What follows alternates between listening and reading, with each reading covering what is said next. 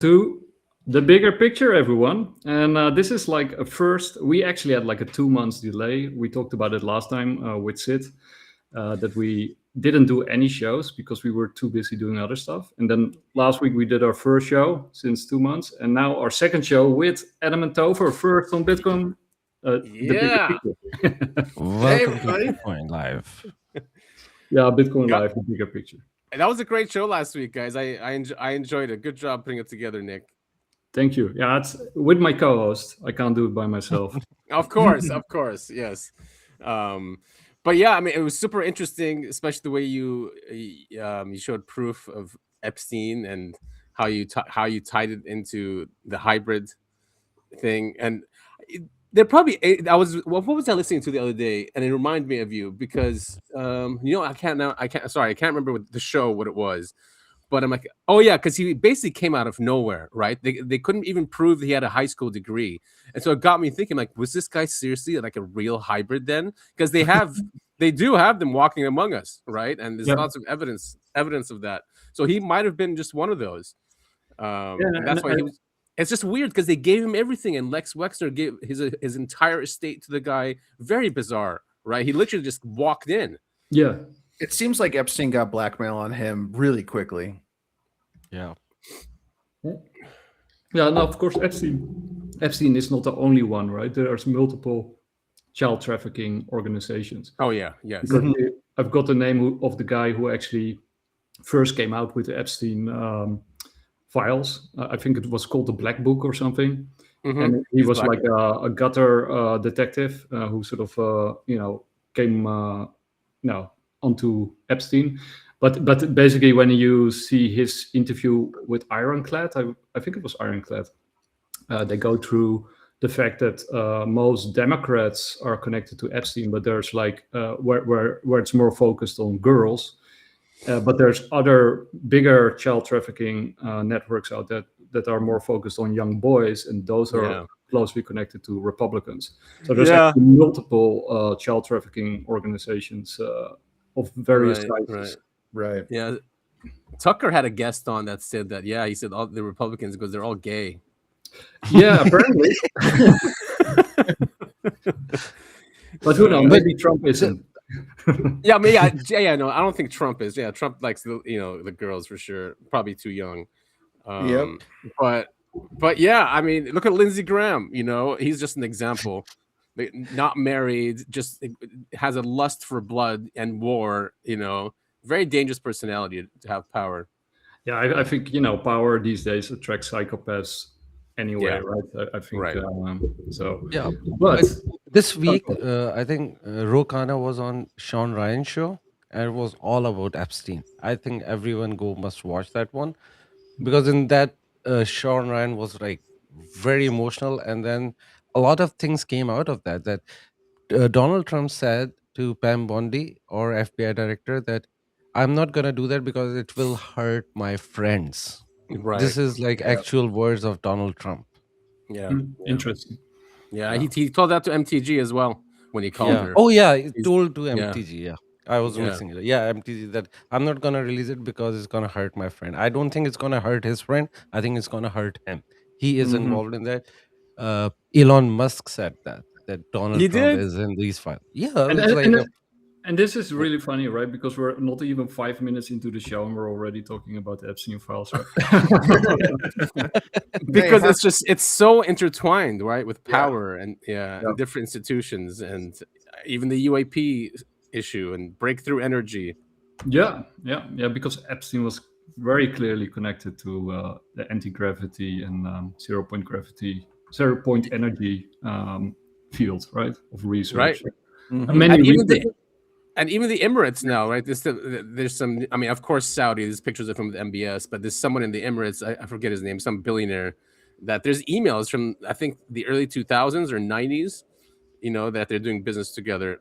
So he's been involved in that region, and of course with Israeli prime ministers as well. Like he was involved in getting many powerful figures together to work together. Yeah, and I think that this basically was also his game, right? You want to have leverage over powerful people and then make them do your bidding, right? Either for yourself or for somebody else. But let's not go into that yet. we still have an entire show to fill. I think we should just start with the predictions and get that out of the way, and then I think we'll just go into the Psyops. We'll just stick to the order of the title. Okay. All right. Nice. We'll do. Yeah, so should I go first? Yeah. Sure. Yeah. Okay, Let's go. start with Adam. All right. Now there's no this is not in order or anything. I did write these down. I think I predict this every year, by the way. So it's nothing. But here, let's go. So I think, and this is going to be related to what comes after, but there's going to be NHI disclosure by the White House this year. Because just by saying it out loud, you just ensured it's not going to happen. But wait, the excuse now, and this is we've been talking about it. We talked about this last week as well with Nick. Is that, and we've seen the actions, is that we are building an empire, right? And I think we need a new narrative, or the people are not going to get along with it. You know, the American people love the Constitution, we love our republic, and if we're becoming an overt empire, we just need a new story. And I think NHI is just perfect for that, you know. So Yes. that's why I think there's going to be NHI disclosure, not because they really care. However, once that is announced, then and Trump is losing. Trump is also losing the base, right? And he knows he can't win the midterms or the presidency. So if they're setting up an empire, do they really want like an AOC or a Newsom? You know what I mean? I think they need to lock this down and probably not have elections again. So I think it's going to be declaration probably of martial law, pause the elections until some emergency is over. You know, whatever the emergency is, I don't know what they're going to use for that matter. War. Maybe war is always the easy one, but it has to be something that the people won't fall for, right? There's always pushback now from whatever they try to do.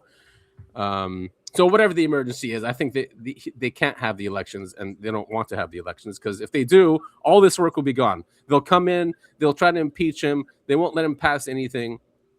So I think that's why that's there. And then new exotic technologies will be revealed, like from the black budget world. And because I'm seeing Trump is paying the contractors off by increasing the DoD budget, you know, from 1 trillion to 1.5 trillion. So he's basically paying them off to bring these technologies out. And if we are going to be an empire the way he wants it, with Greenland and, you know, this entire hemisphere, including South America, looks like they need new technologies that are just going to scare everyone into submission. So I think that's what the increase is. So those are my predictions. They're pretty connected, but NHI disclosure so we can have a new narrative for the empire, cancel elections and martial law, and then new technologies coming out. God damn it, those were my predictions. See, I knew that would happen. I'm in the same boat. Yeah, and mine as well. So Yeah. All right, that's a wrap, guys.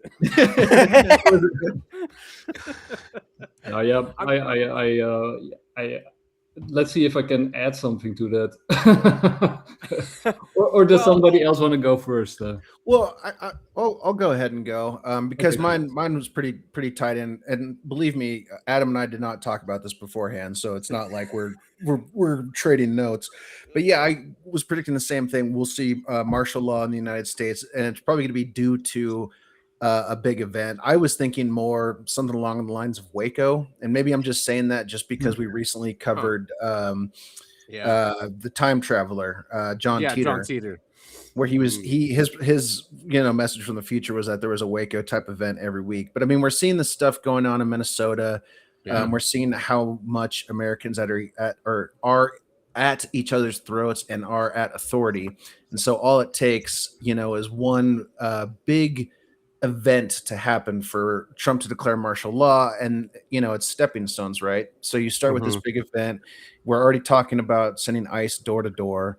It leads to a big event. All of a sudden you got martial law, and then you've got it spreads and gets wider and wider, right? It goes outside of Minnesota. I think there's going to be more intervention in Latin America countries, but overtly, like they did in Venezuela. Yeah. I don't foresee UFO disclosure or from the government, because that's not in their interest, unless it is, like Adam said, it's some sort of blue beam type event that's going to be used to manipulate people. So if they can find a way to use that to manipulate it to their advantage, I could see that happening. I think what Adam means is like partial disclosure with a controlled narrative, right? Which Right. is in favor. Yeah, but Plus, they would. plus the release of special weapons and new weapon systems.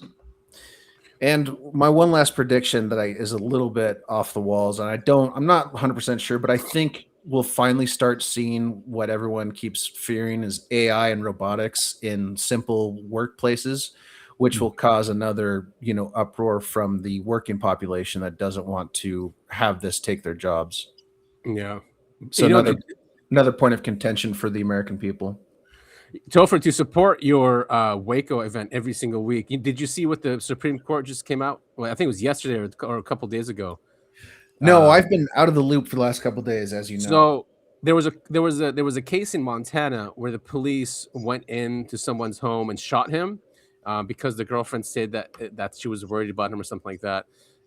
So they had no warrant, nothing like that. They went in and they shot the guy, right? So the lawsuit, the guy sued the government for doing that, for unlawful entry and no probable cause, all of that. So the Supreme Court actually said that basically killing the Fourth Amendment, that a police officer can just go into your home and it's not probable cause. I forgot the word they used, but if they fear if they fear for your safety. Can you imagine? So that's any excuse. That is so American. I can't believe it. Help, my boyfriend's in distress. Let's get him, boys.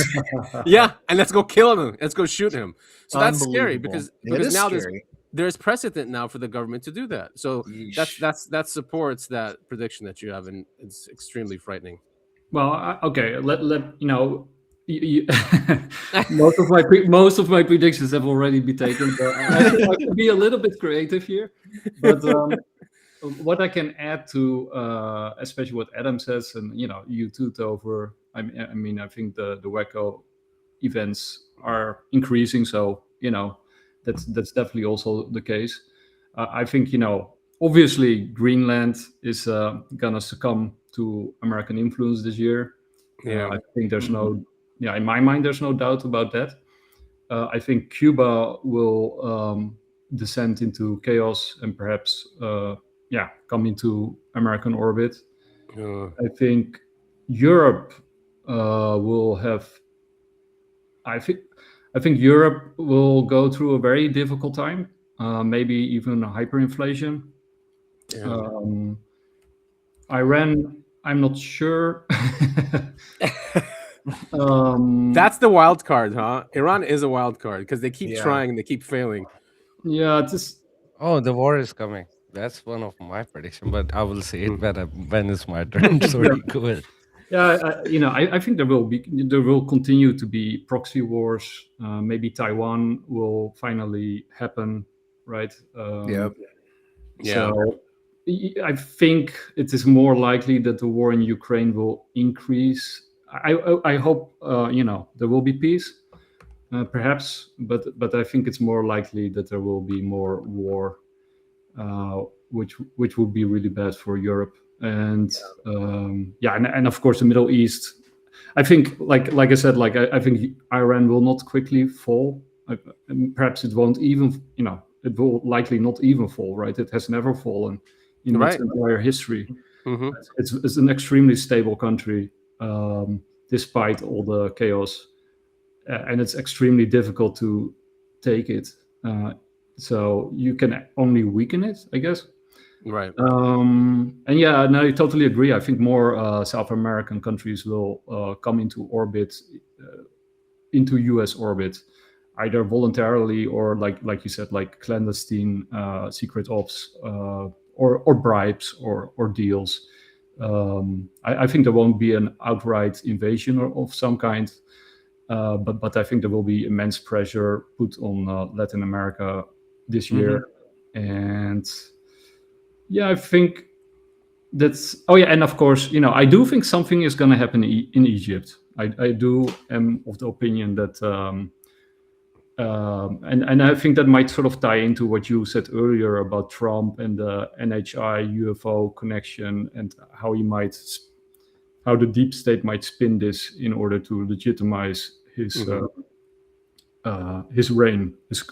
Because I do think, like I said in the previous show with you guys, I do think we're moving more towards a different political system, and it will have more characteristics of an empire than a republic. Yeah. Yes. Right. Yep. Yeah. And his son is called Baron, right? For crying out Yeah. loud. Exactly. I mean, yeah. I mean, those books, right, from the 1800s. Yeah. Yeah. Trump. Yep. Exactly, Baron Trump. Which those are. I mean, when I first saw that, I'm like, that's insane. That someone could be that To be accurate. honest, he does have this regal look about him. He's tall. He has this sort of almost vampiric kind of look. Mm-hmm. So he Yeah, would make an excellent emperor. Emperor Baron Trump. I mean, yeah, because isn't that book called The Last President, or is that the Yeah, book I think before so. it? Yeah. I don't know. I mean, if we want to become an empire, we're gonna have to get rid of the presidency. Well, okay, because Yeah. this was not one of my predictions, but because Syd, and I hope I'm not, destroying your prediction, but since you mentioned it before the show with Nostradamus and this potential assassination, which I wouldn't, we talked about it quite a few times since Trump took office.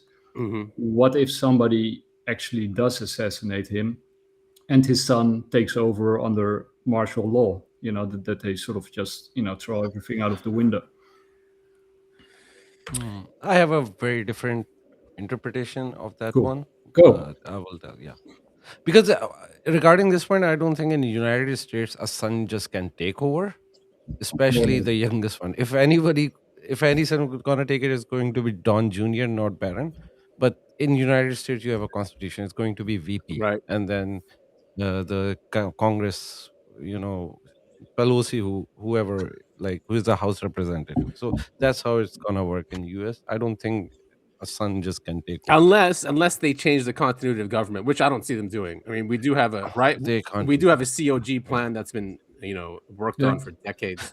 I mean, aren't we kind of past the point of the White House can or can't do this? Yeah, according to that's a law? good one.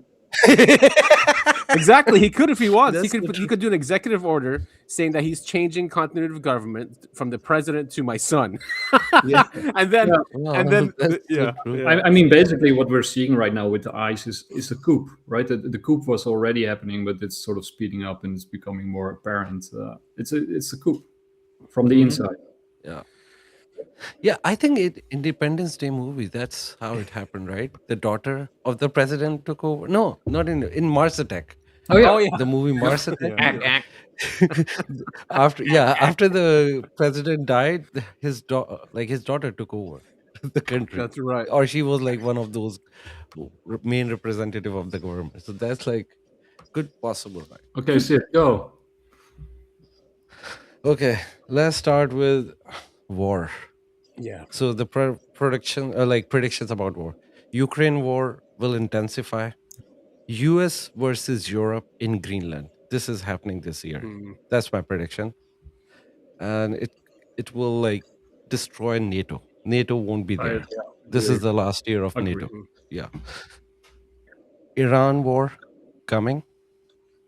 And the reason for that is all the carriers are moving towards Iran. This piece is just fake because Arabs told Trump that he cannot use their land, so he's bringing all the aircraft carrier to start full-scale war. It's not going to be easy, like simple bombing like last time, like 12-day war. It's going to be full-fledged war, and it's going to be devastating for everyone. Yeah. And the assassination, I think, is going to be Khamenei. Khamenei will be assassinated. Damn, in this dude, war. that won't be that's not a joke, huh? Isn't that like taking out? Isn't Yeah. that like taking out the Pope? Exactly. And this will start the holy war. Hmm. Even though he's not like Pope, like the only one, Mhm. but that will trigger everyone. Because you cannot just go and assassinate that. That will start the end times. If by the way, this is like Nostradamus prediction, big assassination. This is like a Islamic prediction as well. Mm. Like one of the very holy figure will be assassinated that will trigger the black flags Oh, so then they in will do it. Khorasan. I Yeah. didn't know that. So because the only pattern I've noticed is that whatever is in prophecy, they do it. Yeah, this is a prophecy that being like, I'm not saying like good guy or bad guy, but like he is a holy figure as well, apart from being a Right. religion, like a country leader. Mhm. So that will trigger. And the thing about Iranian is, no matter how, don't look at the propaganda from diaspora. By the way, I hate every religious figure. But what I'm saying, the people of Iran, when their leader, no matter how bad he is, will get assassinated, they will revolt and they will like support their whoever the next leader is. So So that's like a very bad idea. remind us of the black flags again. What's that? So this is like the biggest prophecy that the black flags will rise from Khorasan, which is part of Iran Mhm. and part of Afghanistan in the end time. And They will yeah, where they've so the prediction is like after a big catastrophe the people will rise from there and they will march toward Jerusalem. They will conquer and they will never stop until that happens. Oh, by the way, this prediction came before Jerusalem was a thing. It was because Jerusalem was conquered by Umar, and this Umar was like the second caliph, Mhm. and the prediction was before Muslims even thought about Jerusalem. right. So it was like very weird to predict about this time when the fight is about Jerusalem. So And then they said the capital. They said the capital of that city, which is Jerusalem, or like it's not Jerusalem because they said the word was like more related to what is modern day Tel Aviv. Interesting. So that's like a nuclear war, So basically. this will start that. Yeah, because I mean, if they are going to go marching to Jerusalem, you know, the Israelis are just going to nuke everything. I mean, it's in their policy, right? Samsonov. Yeah, Yeah. yeah. Also, the biggest thing is about this prediction is not like this is the prediction. The prediction is also a commandment to all the Muslims. When you see the black flags marching from Khorasan to Jerusalem, it's your religious duty to go and join that Because it's the end of times. army. Yeah. Yeah, and like if you don't do, you want like you're out of the Heaven. main Yeah. like religion. So people talk about like nuclear weapon is like the most dangerous weapon for Iran. No, this prophecy is Hmm. if they raise the black flag, all the Muslims are obligated to join And that. that would then And then tie into your blue beams prediction. exactly. So okay, So yeah, this is why I'm very worried about this whole thing. let's go there with the. Do you want to go first to Nostradamus or directly to Blue Beam? No, but I'm not even done. I've Okay. just talked about the war. So Go. this is like just the war theory. Then the next one is going to be about alien disclosures. Real disclosure is not happening. There will be a big, significant war between the two groups. Who want to hide it, one who want to release it, but they might release a fake disclosure, might do a fake disclosure to cover for all the financial crisis which Adam was sharing. So after reading that news yesterday, I was like, okay, there is a possibility they do the fake disclosure. Oh yeah, that central banker. Yeah, when central bankers talk, we Yes. should listen. Yep. You know, because they've done it before when they had their meetings, the central banker meetings, and they basically tell us what's going to happen that year. Yep, there it is. Yeah, she's Yeah. like she was an advisor to the Central Bank of England, the Bank of England, Right. and she sort of says like, based on my research that I've done recently, I do think and the disclosures happening in America with those congressional hearings and all these high officials going on the record and the age of disclosure, etc., that she thinks it might be actually gonna happen. And that the Bank of England and other central banks should take appropriate action, because if they don't, she foresees panic on a sort of ontological level. People will be shaken and they will take their money out of the banking system and flee into Bitcoin, of all places. That's nice to hear. Because also she says, that was very interesting, she also makes a link in that article that she thinks that if aliens are revealed to be real, and then of course exotic tech is also revealed at the same time, because you can't have one without the other. Correct. Then it's the end of the era of gold and silver, because they will be immediately redundant and obsolete as monetary metals. So she's Yeah. predicting that people will go into crypto. Yep. Wow. Wow. All right. Maybe that's what they want Yeah, anyway. Uh-huh. Yeah. Which ties into my next prediction, which is collapse of dollar. Very much expecting that this year. Crash of the dollar. Yeah. I did write down. Well, not just dollar, like the financial system. Yeah. I mean, they've been trying to. It won't be reset. like revolutionary change, but there will be a big collapse. I think Trump knows it, and he's trying to stop it with what he's doing. But I don't know. I don't know if he's making I things think worse. he's trying to cause Yeah, it. he's maybe making things worse. True.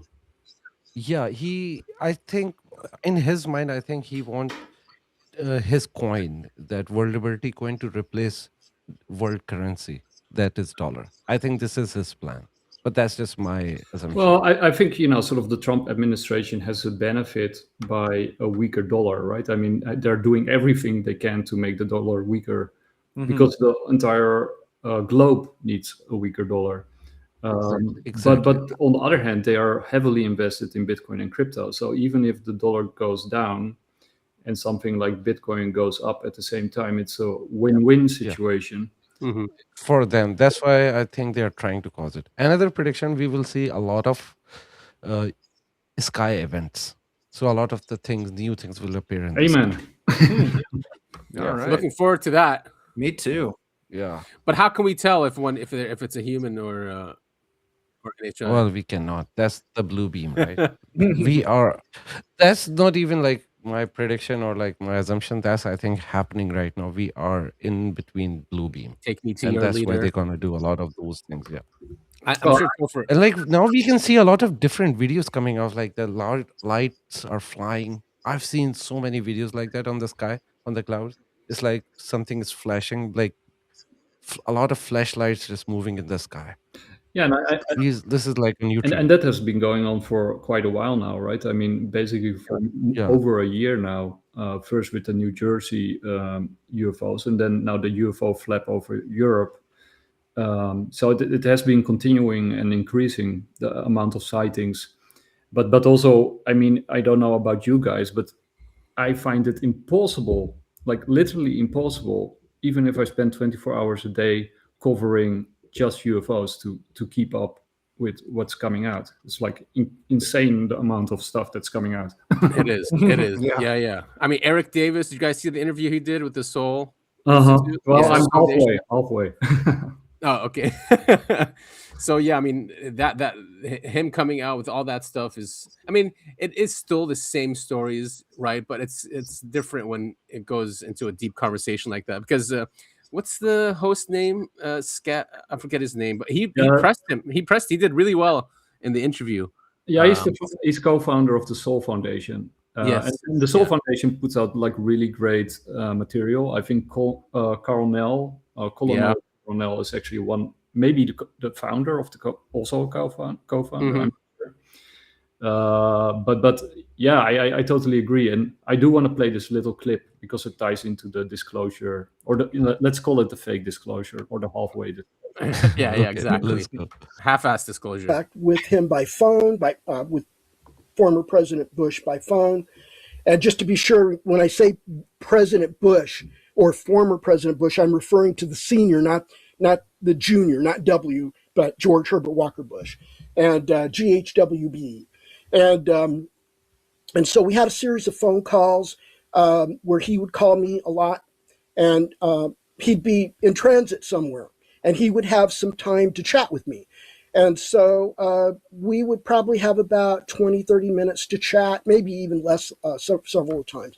And I would cover a lot of the significant topics. Now, the points of focus here was his induction his confirmation as the new CIA director in the Ford administration. And so he's now the incoming CIA director, and he's now being officially briefed by his directorate chiefs.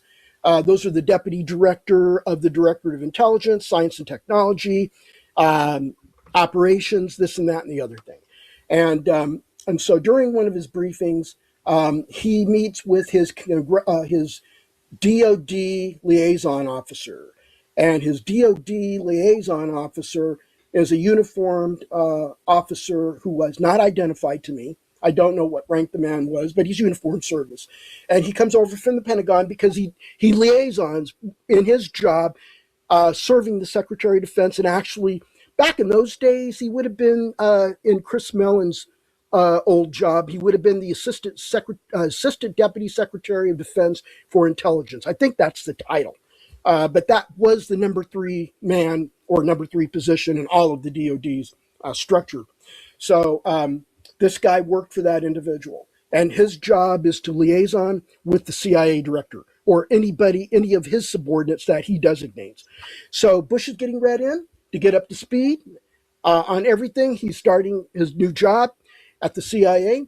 And the liaison officer mistakenly thought that Bush had been read in on the UAP subject. And so he started blabbing off about the latest on that. And Bush said, no, wait a minute, what are we talking about here? And the liaison officer told him, I thought you had been briefed on this by your senior staff. And he said, no, actually, I haven't been briefed on that topic, if yet, or if at all, I have not. And so the liaison officer then had already let loose the information. So he went ahead and completed the rest of that briefing. And that's when Bush learned about a landing at an Air Force base in New Mexico by a UFO, humanoid type, non-human intelligence came off the craft and actually met with uniformed senior Air Force officers and some civilian CIA personnel. And they went off. And you're referring to an event that is often just called the Holloman landing. The Holloman Air Force Base in April of 1964. Yeah, it's a crazy story, man. And the details about it. So it's weird that it's weird that liaison, the DOD liaison, thought that George Sr. was already briefed, and he's like, "Oh no, not yet." And then the guy continues. Do you think it's a double blind? I mean, maybe this is like too many rabbit holes where they're just exposing the president to all of this fake stuff just to like get a weird, I don't know, message out there. Well, he wasn't president yet. He was the director of CIA. His first day, he said, when he was first coming in. So that was director of CIA. When was that? 60s when he was. I think he was underneath Reagan. He was vice president, but with Ford, he was CIA director, and then he became. I think it was JFK after JFK around that time. Yeah, that's why we say that he was involved in JFK killing. Yeah, he's been a long time. He's been in the high school. So it was like around 60s. And there's that book. What's it? Oh man, something from Disclosure. He's in that book as well because they list people who are in the know. And that book came out in the 90s. So he's always been part of that. But I think this is a very strange story, right? A very I mean, it's very unbelievable that, like you said, why the hell would he continue talking, and why the hell would he think that he's already read in when he isn't, right? I mean, this kind of stuff, they are super tight-lipped about this whole issue, right? So why would he just start blabbering about something like this if somebody is not read in? I just don't. Maybe he thought that him being a Bush would be read in because they've been part of the power structure. It goes back to World War II, right? They funded his grandfather funded Hitler, was part of that bank. And they even got caught by the feds for some I think helping the Enemy Act or something like that. So maybe that's why he thought, because they're up there in not just the secret societies, but in banking as well. So they've always been part of that deep state structure, the Bushes. So maybe he just assumed that he would know. But I don't think Eric Davis is like a bad guy. I think the interview is very interesting, and he reveals a lot of details because Eric Davis has been in the know for a very long time, and involved in almost every super secret effort, from ATIP to OSEP to probably many other projects out there. Yeah, the task force, NIDS as well. NIDS, yeah, definitely. NASA. National Institute for Science and Discovery, the Aerial Advanced Weapons System Application Program, and TRW as well. EG&G. I mean, yeah. So he's been around for a long time. Yeah. But this one is, I think, also very interesting when we're talking about fake disclosure, because I think we're all on the same page there. This one from David Grush. General Clapper, the former DNI in the documentary. I certainly applaud him for at least speaking out in general. He goes on, I believe, I've only seen clips of Age of Disclosure, not the whole thing, where there was a program when he was the Director of National Intelligence where they were tracking these vehicles over Area 51, of course, the famed classified test location. And I'm a little bit disappointed as a fellow Air Force officer, and certainly General Clapper rose to the ranks as 3-star general.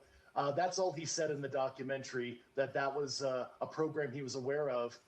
In fact, without being inappropriate, I will say that General Clapper was well aware of the crash retrieval issue, managed the crash retrieval issue, and when he was the DNI, USDI, and DIA director, he placed people in critical roles to manage this issue, both publicly and I'll just say non-publicly as well. And I'll allow the audience distill what I'm saying at the risk of being inappropriate or going too far with my discussion. So General Clapper, Stephanie O'Sullivan, other folks in the IC that are well aware of this issue, that were in rooms discussing this issue, I ask you to be greater leaders on this. I should not be the only former military officer and intelligence official that is being completely candid with the information that they were exposed to. So perhaps once again, James Clapper.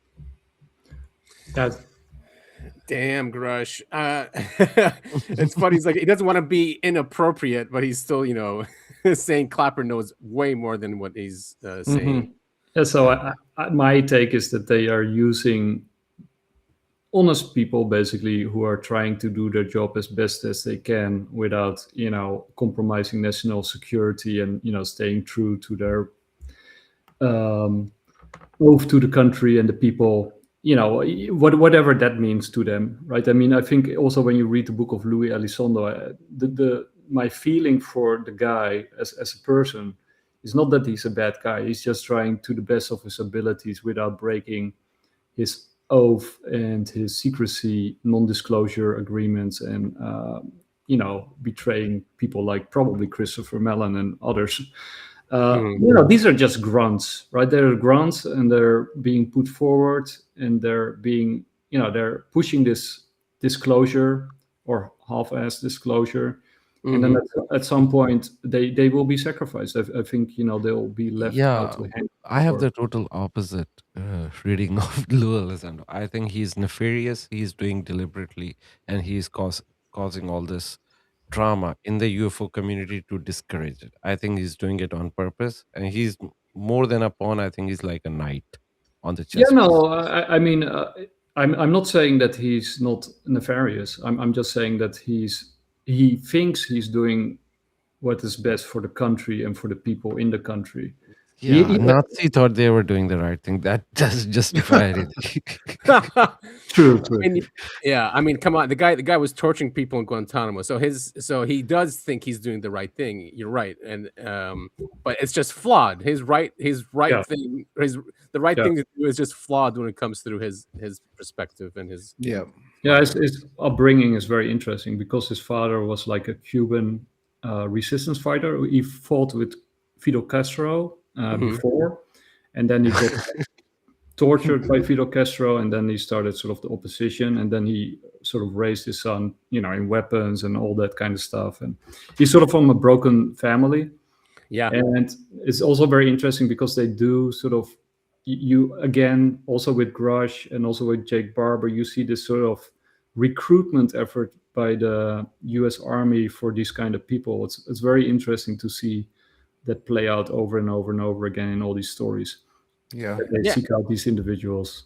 Right, and he rose in the ranks. If you're going to rise in the ranks in the government, or especially the military, you listen to orders, right? You do what they tell you. You don't really question, even though he did, which is probably fake anyway. But when he retired or left the government to pursue this, it could have been just part of the whole op of counter intel. Yeah. because they saw the narrative going out. They're like, well, we need to capture this narrative and bring it back over to the military. And then you but he's done great work. He's done great work. The Age of Disclosure is a great movie. He had a lot to do with that. He's the one that was on Fox News and getting on all of the national interviews. So he did a lot to bring the conversation where it is now. So and then also, but he also spread like also very fake photos of UFOs. But I mean that's probably his assignment, right? His assignment is to control the narrative, and then each time if the narrative gets out of control, he's there to step in and fix it, right? So by dropping obviously fake photos. And just to go back to Eric Davis quickly, UAP Gerb had a conversation with Eric Davis, right? And he asked Eric about human, like a reverse engineered craft, like the Fluxliner or those. And Eric Davis said, no, we don't have any of that. The programs have not moved at all. And UAP Gerb was just shocked that he would just lie straight to his face like that. Maybe Eric doesn't know how. No, I don't think that, because actually with the interview with Scafish, he said that he will not disclose any of the technology or how it works. So he is kind of saying we have done some progress. So that's just strange there, right? That he won't admit that we have our own crafts. Yeah, but I think I think Eric Davis revealed a lot. I think he revealed as much as he could, and it's kind of interesting to see that they are allowed to reveal more and more, because they go through these DOPSA processes and from the Department of Defense, and the official story that they say is that it's just a regular process and it's not like very intense or etc. But come on. Come on. Trillions of dollars for what? Yeah, of course it's very scrutinized, and of course they're gonna sort of, but it's interesting when you read the book of Louis, because he does sort of where it is censored, you see where it is censored, and then he does put these notes underneath it, what sort of is talked about and why it is censored, even though you have to take his word for that. But that's but I mean the DOPSA is not like a random, they're censoring stuff, like essential stuff. Right. Yes. But and people like Elizondo and who else, like Jay Stratton, those are not real whistleblowers, right? A whistleblower doesn't say, "Well, I can't say this because I have clearances," or True. Right. That was my opinion. True. Right. Yeah. Exactly. I mean, a whistleblower is someone that needs to run away from the country because what they've said, is a real whistleblowing. Yeah. Like Snowden. Yeah. Snowden. Yes. Exactly. Like Snowden, and he's still. I don't know if he's ever going to come back. Oh, he's not coming back. Yeah, because what he did was, real damage. But if you're just out there going through DOPSR and having them approve what you're allowed to say, that's not really whistleblowing. No, but and everyone is against him. Obama was against him. Trump was against him. He's still against him, and Biden was against him too. So it's like no one is supporting him. So it's foolish for him to return. Yeah. But then, we have someone like Jonathan Pollard who probably did more damage, and he gets a pardon. Also, like Trump's spiritual leader for raping a kid got pardoned. Got punishment only for 6 months in jail. This is terrible. Like, come on, man. Trump he doesn't even care at this point anymore. Like what he's doing. Doesn't. Like 6 months for that. Like, wow.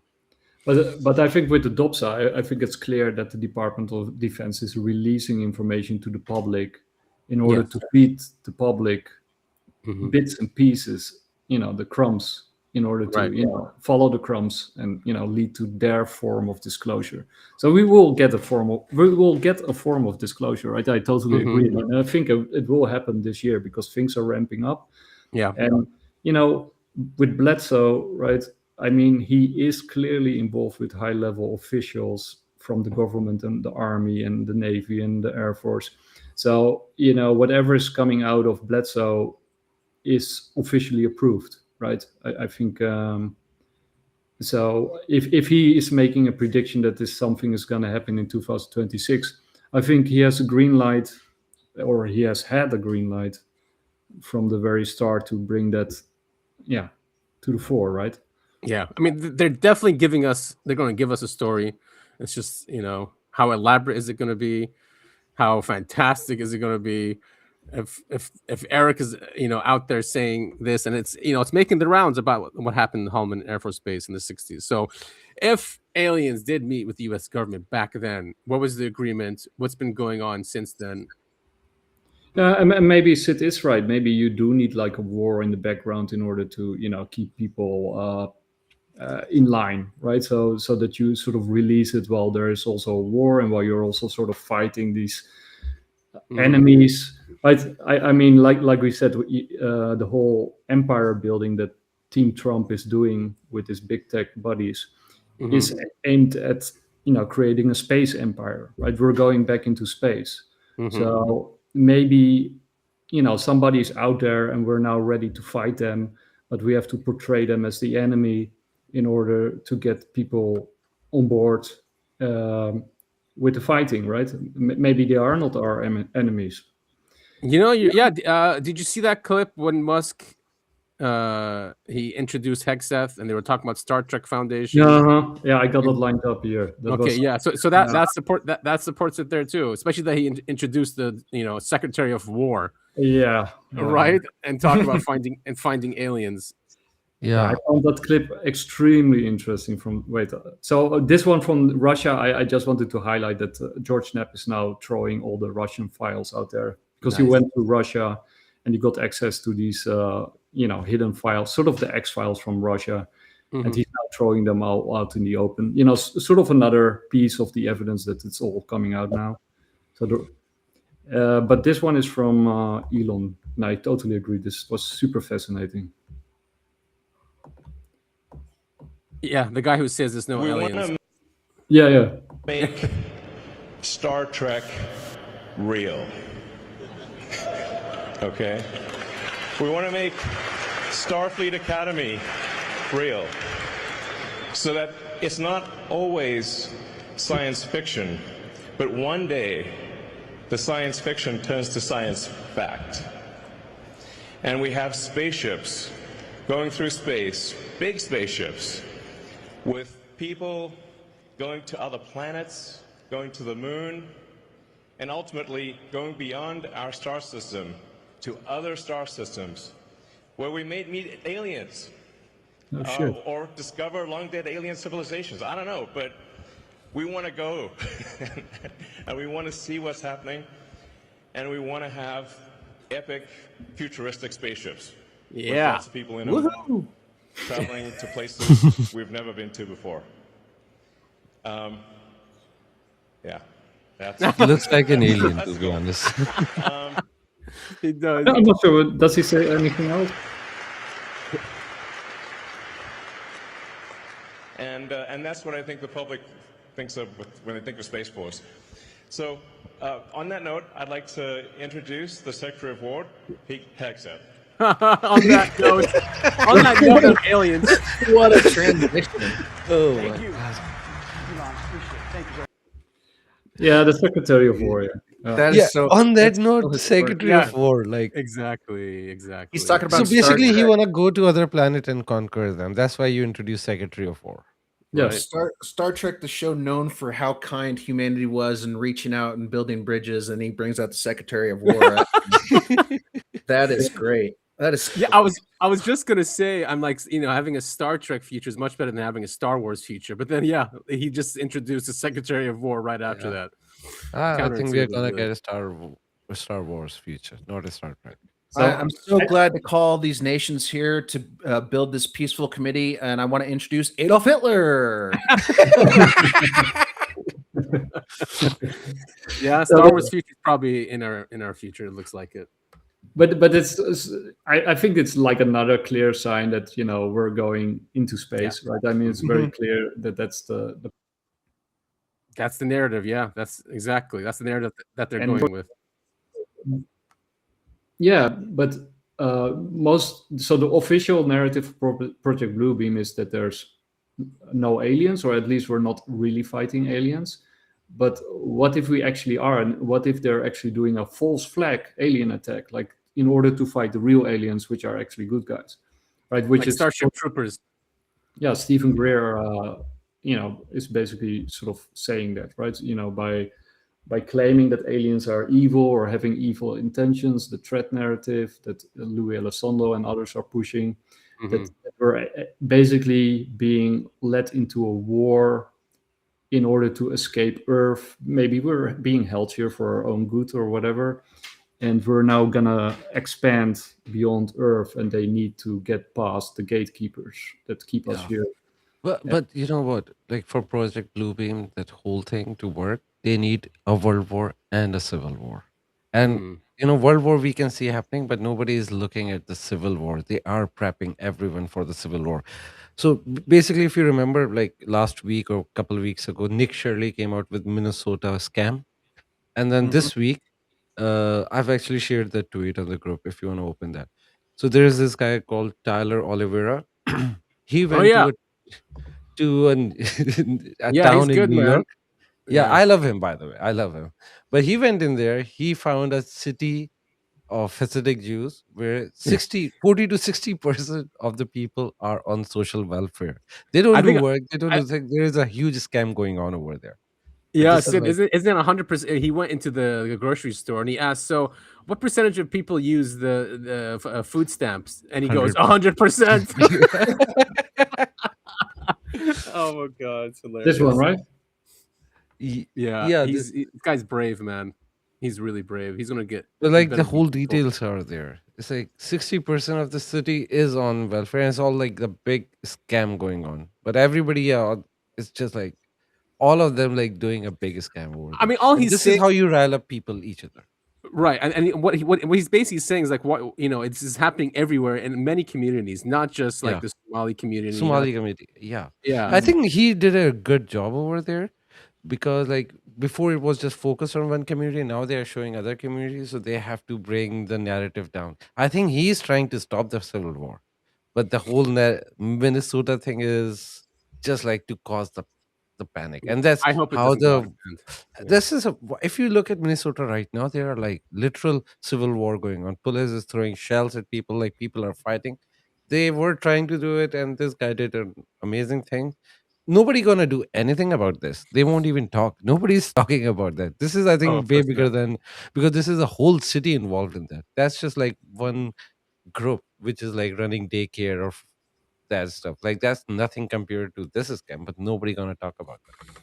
Yeah, and I think sort of.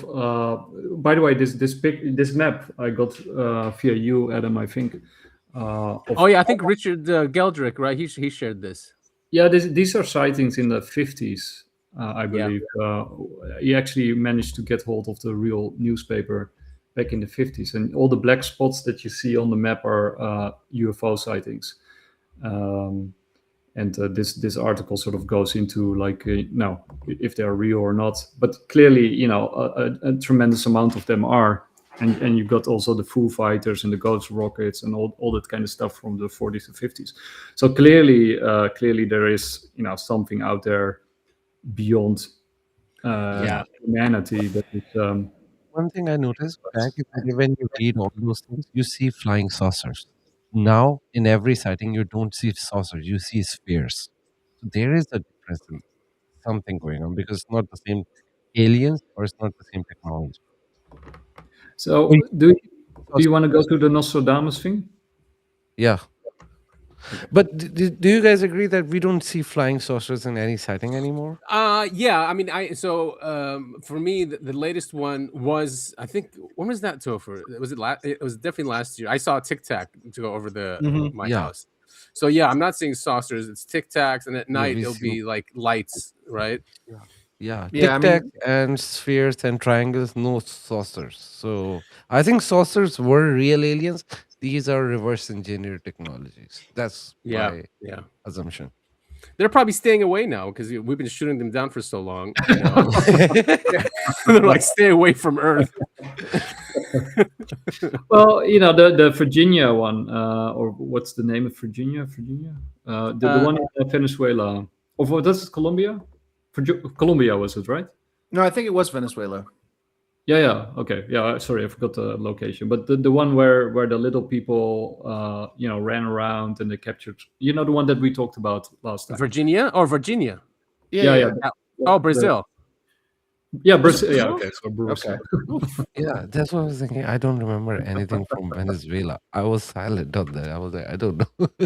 Yeah, I wasn't sure either. Right. So yeah. Well. Anyway. Okay. Brazil.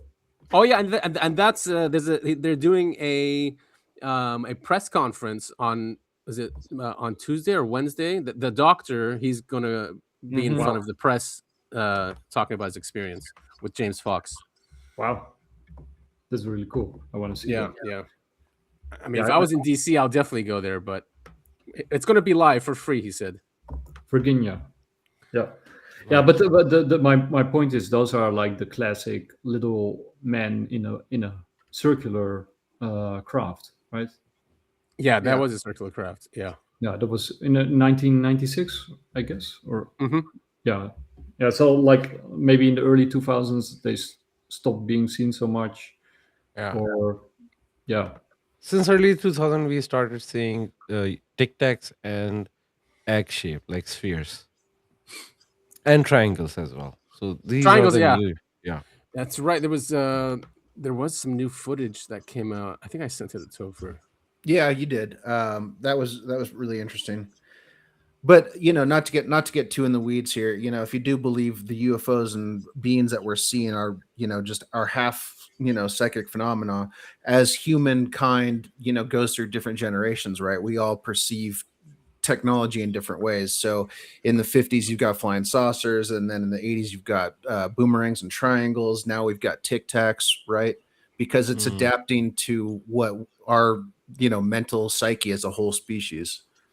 Yeah. Right. Yeah, what we're ready to see, basically. And then also, right, if there's one species interacting with us and it's able to get here, then clearly we're missing something, and then there's probably many more also interacting with us. Yeah. That's so true. What's this here? Great. Oh, this is the Nostradamus. So let's go. You have to help us here, Syd. So the great swarm of bees rising by night ambush from century 1, quadrant 26, often interpreted symbolically as a sudden organized rise of power. Bees, hives, collectives, sometimes linked to empires. Like Napoleon's symbol, or even modern political fascist movements. Oh, well, okay. Some see it as a surprise attacks, drone swarms, cyber threats, or authoritarian regime taking ground. Yeah. They covered everything there, I think. Yeah, but this is a good description, because it could be drone attempt, like drone swarm, which is like a bee. Also, it could be real bee swarms too, because if if you remember in 2020 there was a thing going on that 5G is affecting bees, and maybe this time they're going to take revenge. We also had the story of the killer. What was it, killer hornets? That was Killer short-lived. hornet. You remember that? Attacked IDF. Yeah, Right on the tail end of COVID, they were popping up in Washington State. I I remember that. Yeah. No, also they attacked IDF recently. They You know did. the story? Yeah. Oh damn! The bees, actually, there was like a whole meme thing going on that bees are Hamas. Oh, I did see that. I remember Yeah. that. Yeah. That was Because so they weird. are doing some crazy things. So it is quite possible that they are actual bees who are just rising up, but also could be swarms. Yeah. I can't help but think of that. I think it's the Wicker Man with Nick Cage. Not the bees. Not the bees. Not the bees. Yeah. Oh, dude, he's great. That guy. But I mean, like the political explanation is also very interesting. Yeah. With political fascist movements. I mean that's what we're seeing, right? So also in Europe, by the way, it's not just in America.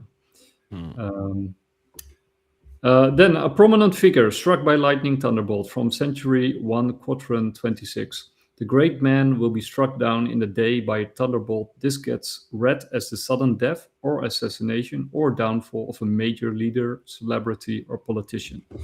Daytime lightning, dramatic public event. Well, let's just hope it's BB. But Oh boy. No, but I think what's gonna happen, I think they're gonna use some advanced direct energy weapon on Iran to assassinate Yeah. Khamenei. And Man, this, that'll be terrible. they don't have to use that, but I'm just saying they could use any technology or even a bomb. But I think it's referring to that because Trump is hinting that for a while. When Trump hints something, he tried to do it, and Yeah, I think he will be successful. and let's be honest, right? If they have been reverse engineering for 80 plus years, and it's now all coming out, and and one of the other things about Trump is like he gets a lot of support from the Army, the Navy, and the Air Force, Yeah, right? he does. So Yeah. I think it's not only big tech that wants its hands on these technologies that were given to other big tech companies and got an unfair advantage. I think it's also the Army, the Navy, and the Air Force, and especially the Navy, I think, that want to use these technologies. I think they have been restrained, or that they have felt to be restrained, and that maybe these technologies have been used by the higher ups for their own private stuff. Yeah, like And- 9/11. Yeah, and that these armies now have, to gain riches and power, and these, the Army, the Navy, and the Air Force are, like, by definition, are nationalistic entities, right? Because central banks, intelligence communities, and the military-industrial complex is amorphic intranational organizations that share very little with the countries they say to represent, right? They're more like commercial, financial entities. And I think the Army, the Navy, and the Air Force feel like they are under attack and being undermined. And that's, I think, that's why I also think the connection with someone like Julius Caesar and the fall of Rome is very apropos, because, maybe they feel like we're now going to use these technologies, to our advantage and to restore the empire. Yeah, Empire Strikes for Back. sure. For sure. I mean, why would you increase the budget? Because it was 750 billion, right? And we put it up to $1 trillion, and now next year it's gonna be 1.5 trillion. What the hell is that money for? I mean, that is an insane amount of money. Yeah, and why not use these technologies if you have them, right? Why keep them in the closet? Why not weaponize them and gain superiority? Yep. Right? Yeah. I think the U.S. has no choice. Either fall or just do it this way. Yeah, they have to be reborn. And they're fighting tough foes, right? China is a very it's not an easy not target. at all. Yeah. 7th-month war is just tied to the previous one, which is after assassination. If the war starts, it will last for 7 months at least. It's going to be a long war. It's not going to be a 12-day war. Yeah. So from Century 2 or others, 7 months Great War, people dead through evil, and then some references to previous kings, interpreted as prolonged but limited global or regional conflict, possibly naval. 7 ships, the carrier fleets in related verses with massive casualties, many tied to ongoing wars, Russia, Ukraine, or perhaps Iran. Yeah. And anyway, the aircraft carrier are moving to Middle East right now. So did you guys see Putin telling Europe that he'll wipe UK and Germany off the map? Yeah, I saw that. Yeah. Well, I can understand his frustration, to be honest. Yeah. That's just and then Tucker had an interview with a high-level Russian advisor to Putin, and he said the same thing. He goes, if the war doesn't stop in a year or two, we're gonna have to take out Europe. He literally just said, just plainly said that, and Tucker was what repeat that. What, you guys will nuke? He goes, yeah, we'll nuke UK and Germany. Well, it is interesting because I had this conversation with, I won't name the person, but from a European perspective. So in Europe, you got different perspectives, but sort of the two main perspectives are either, the perspective that I'm taking, which is, a growing, disillusioned group of people who are, looking through the ruse. But then you have sort of the higher up, well-to-do, high-educated people of Europe who are still very much under the spell of the last 50 years, and they are actually not afraid so much. Well, they're very afraid of everything, right? But they now are also very afraid that Trump might actually be Hitler, and that Trump is doing what Hitler did with Poland and Austria, taking little bites out of Venezuela and Greenland, but that Trump's real aim is actually to conquer Europe, and that Europe in response will take hostage the American soldiers in the bases here. I mean, these people are insane. No offense to the person that I spoke to, but I mean, I think America has more soldiers here than Europe has soldiers here. So I don't know exactly how we're going to take them hostage. But you have like the whole, like these are your countries. You can easily take them like as a captive. It's not a big deal. The U.S. has destroyed Europe essentially, right? With destroying the Nord Stream pipeline, destroying the relationship with Russia, with cheap energy, which hurts manufacturing, and I don't know. I mean, and just put 10% tariff yesterday. But to be honest, European armies are a joke. Like I think we are underestimating Germany and UK and France. They are not that like they can take the bases. This is not a big deal. America is so far away. I think they can easily take. Okay, well, which will start a big conflict after Europe is finished. But I think initially they will take off the bases. That's not a big deal in my opinion. I think it would be. I mean, it's already suicidal what Europe is doing. But if they do that, then we'll just it'll be over. Which will tie it up to the next one, which is like River of the Blood in Europe. Probably. if we do something like that. Okay, from century second quadrant 26. Because of the favor that the city will show, that Ticino will overflow with blood. That's probably an Italian river. Violence, bloodshed, or disaster in Switzerland. Okay, Switzerland's Ticino region, Italian-speaking area, perhaps from spillover conflict, civil unrest, or a natural man-made catastrophe, despite Switzerland's long neutrality.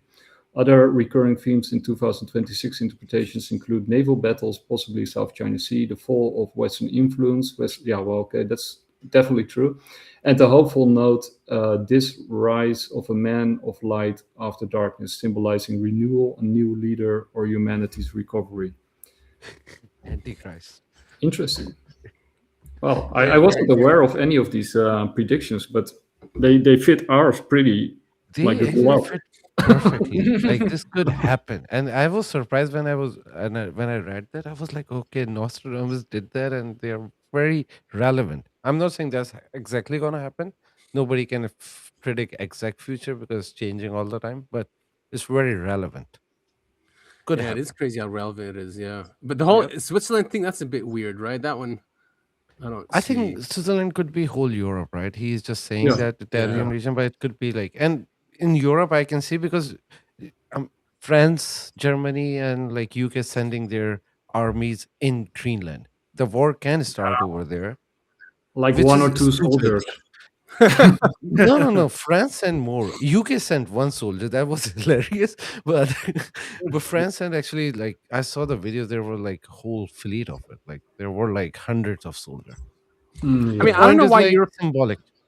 Why would Europe be against the U.S. taking Greenland if it's going to protect the hemisphere? You think? Well, I think that has to do with what Syd is talking about, right? Because it would be the official end of NATO, right? And I think the Europeans are more afraid of that than losing Greenland. And I also think, what we talked about last time on your show is that in Europe, the elite, sort of the people who are still barely in control, are the old elite, that are subscribers to the World Economic Forum, the Davos crowd, the Soros crowd. And to me, they were always connected to China, right? If China has done anything the past 50 years, it has been like a long march through the institutions, through infiltration, from the United Nations to basically all of the international organizations, and they have been very successful at doing that. I mean, I think that's partly the reason why America and the Army, the Air Force, and the Navy are, and this half coup that we're seeing in America is a response to regaining control of America. Yeah. Right. I agree, especially that Trump now is forcing the defense contractors not to do bonuses or buybacks, and that they have to put their money into manufacturing in the United States, right? Yeah, because Wall Street is like one giant leech, right? And it's heavily invested in China, right? In Beijing, right? So because China is doing the same thing as what America is doing, only it is doing it with a turbocharger, right? They're also printing money only times 100, right? Yeah, they're just catching up on us, like on hyperspeed. But their central bank is a little different because it's not debt creation; it's credit creation, right? And then when the bank creates credit, infrastructure has to be created with that money. So that's why you see lots of roads, lots of trains, and that, by the way, was the original idea of Hamilton and our first national bank. Yeah, but so they do have a problem, right? I mean, they built basically gigantic ghost cities, with too few people, and that's like a huge overhang in their economy. And right now they're devaluing against gold. That's the reason why gold has been gaining so much, and silver because of the price of gold. Yeah, then silver price also has to go up. But it doesn't really matter. Well, it does matter, right? As Richard Werner explains, like the only thing that you actually should invest in, if you care about the people, is to invest in small and medium businesses. In people. Right. Regular people. But all the other things are sort of, it's basically just creating. It's better that investing in roads and infrastructure than in finance. Totally agree with that, but it's still not really good if there's not a demand. Like if the demand is not really there, but you just create stuff in the hope that demand will suddenly appear. That's just insane. Like if there's no demand for a bridge, you shouldn't build a bridge, right? Right. but they've taken over Africa by doing this, right? It's different than us. We like to bully, go to war, give weapons or bribe. They go in, they're like, we'll build hospitals for you, we'll build roads, bridges, and just give us your resources, or instead of paying, or pay us in resources. And that's how they've taken over Africa. And they started doing that in South America. It's not a bad deal too. It's like actually China is helping those countries to this idea that they are taking over. No, they are helping, and then they're doing business. Yeah, they're taking profit out of it for sure, but they are helping those countries. Yeah, but often what they do is they give loans so that those countries can participate, and then they can't pay back those loans, and then they take over. As World Bank. That's what I'm saying. They're exactly the same. They're no better. So they do at least it's much better because like US is going and killing those people, China is building. Yes, loan, but it's much better than just going and killing and taking over the land. They're not yet killing people because they're weaker than America, but each hegemon. No, they are not weaker, man. I think you are underestimating China. First of all, China has a different philosophy. They don't want to follow this pattern. By the way, I don't like China. I'm not, but I'm just saying when you look at that, that's not what they do. This is not their plan. They want like economic superiority, but they don't want to kill people. That's not their thing. Right. Yeah, that's the difference there. Yeah, one wants to help your infrastructure and economy, and for a win-win, or it looks like a win-win, and one wants to bully you, and say. I wouldn't put my hand in the fire for that. I mean, if you look at, of course, I would rather. Yeah, I would rather the U.S. be a hegemon, not China. But the way China is doing it is much smarter than us. We're destroying our currency, destroying our. Like, what happened to diplomacy, right? I mean, after World War II, it was all diplomacy mostly. Okay, except for some countries, but in general, it was all diplomacy and respect for sovereignty, and we just don't see that anymore. No, but that's sort of when you study money, right? Fiat money has a shelf life of about 100 to max 200 years, and then it implodes. Like it always implodes the same way as we are seeing right now, and then usually. No matter the empire, Ray Dalio wrote an entire book on it, like from the Dutch to the Spanish to the French to the English to the Americans, but even the Chinese. And eventually, these fiat systems, they always implode the same way, in exactly the same way, and then they always end up with war. That's always. Yep. Yeah. Always. Yeah. Also, regarding the current situation. First of all, China holds a lot of US debt they have also like they hold the most amount of dollars. If they flooded the market, the dollar is crash. Why I'm saying that, this is exactly what happened to Iran currency. There Mhm. this $1 is 1.4 million tuman or something. How it What? happened? Yeah, because I was reading about that. A lot of foreigners were buying Iranian currency for years, slowly. And Yeah. then, when I say foreigner, one country in Middle East. That was like Right. the main, yeah. Yeah. So those people were buying, and then they suddenly dumped everything. That caused that economic collapse. Right. And And I that's think that was a that's what the test riots run. were about. That's what the rioters Yeah, were about, right? Yeah. yeah. And that was the test run. I think this is gonna happen to the dollar, and China gonna do it. They just tested it out. If it worked, they tested it out in Iran. I think that's gonna happen to dollar, and they all Yeah, are connected. I do think that we're reaching the peak of hyperinflation in Iran, and one toman is 10 rial or Iranian No, no, no. rial. $1 is 1.4 million Yeah, tuman. no. I mean one toman is 10 Iranian rial because they counting toman like you say, but I agree, like it's 1.45 Tuman. million. Yeah, 1.45 million. Yeah, I think they have two currency thing going on, Real and Yeah. Tuman. I was looking at the chart at Tuman, which is like 1.4. I was like, oh, it's Dude, insane. that's crazy. So it was 45,000, right? Yeah. On January 6th, and then January 7th it would jump to 1 million. Yes. And this Oh was my not god. coincidence. This was like a deliberate test they did on and then this Just is what happened with the protest. That was not against the regime, that was against this whole economic collapse, and this was not against even Khamenei, this was against their president, Pezeshkian, the whole thing. so And then it scary, was man. hijacked and become into riots. It was like a whole global plan. Very, like, I think I've seen enough conspiracies and enough psyops in the world. I can see where the next one is happening right now, and this is a psyop. And I think this is just a test run. The big one Yeah, gonna okay. come and will mess up the whole world.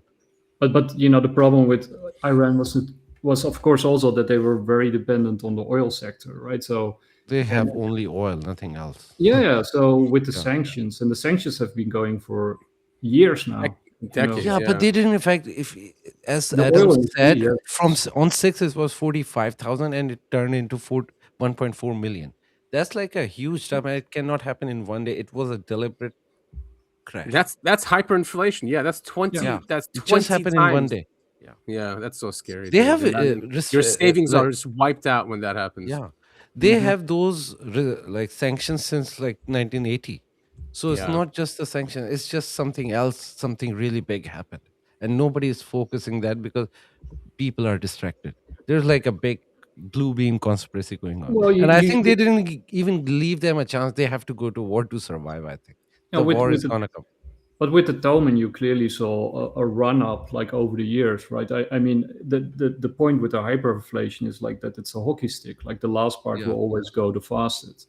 But you have seen this run up going on for years, right? That the inflation was the same thing in Turkey, right? So at the end, the more sort of uncertainty you have in a situation, and of course there was a huge uncertainty with right now with the US gonna strike or not gonna strike. So people holding Toman are gonna sell, right? And the more you sell into the market, it floods the market with currency that leads to inflation. But I think we're sort of reaching the peak. I think we're reaching the inflection point. No, but the thing about finance is you can easily track. It's not the Iranians who dump. It's like a specific group who. It's like, I'm not gonna go into details. People can go and search. It's like a specific group which dumped it. Yeah, they found out CIA and Mossad that were buying it up and dumped it. It's like, it's open. It's not even hidden. Like, we know that who did that. CIA and Mossad was involved. They did it deliberately. See what I mean? And by nobody how talks they, about that. That pisses me off. Like, this is happening in front of our eyes. Not a single news outlet is taking this story. Even But AI saying. but to be honest, right? If I was a large shareholder in Iran right now, or a business or company, I would dump my Toman on the market too. After that, right? But the people who dumped that caused the crash, That's what we are talking about.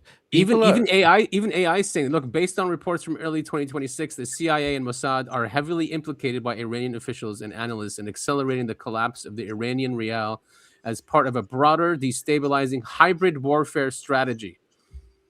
Yeah, well, I mean, the sanctions are a clear part of it, right? And the oil industry was failing. But yeah, I mean, of course, if you're attacking, you would also do financial weapons. Yeah, who wouldn't? Crazy, man, crazy. Yeah. That's what. And I making mean, life miserable there. it's also clear that there, with the rebellion or the uprising, right? America is also very clearly involved, like in Venezuela, right? I mean, Yeah.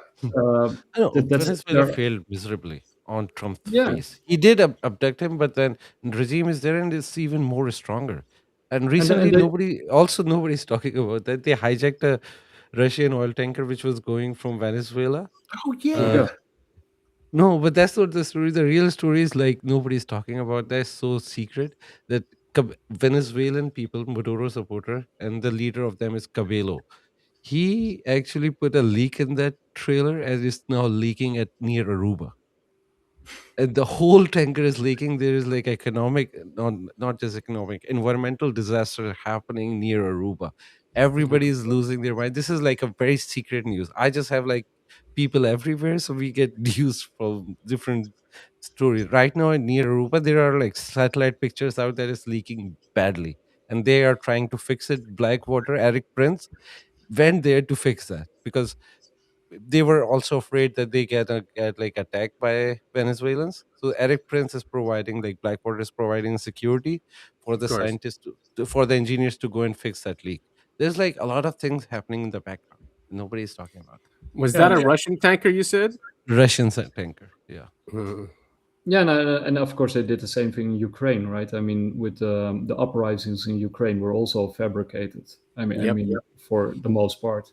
I mean, of course, there were also real Ukrainians who were uprising. I'm not saying that all of it was fake, but it was fomented by CIA and others, right? MI6 and MI5. So, guys, we are running out of time. But as usual, hey, I did want to sort of touch upon, because I called it Psyops, and we already touched upon a lot of Psyops, and there's many more, and there will only like a hockey stick, they'll probably only increase.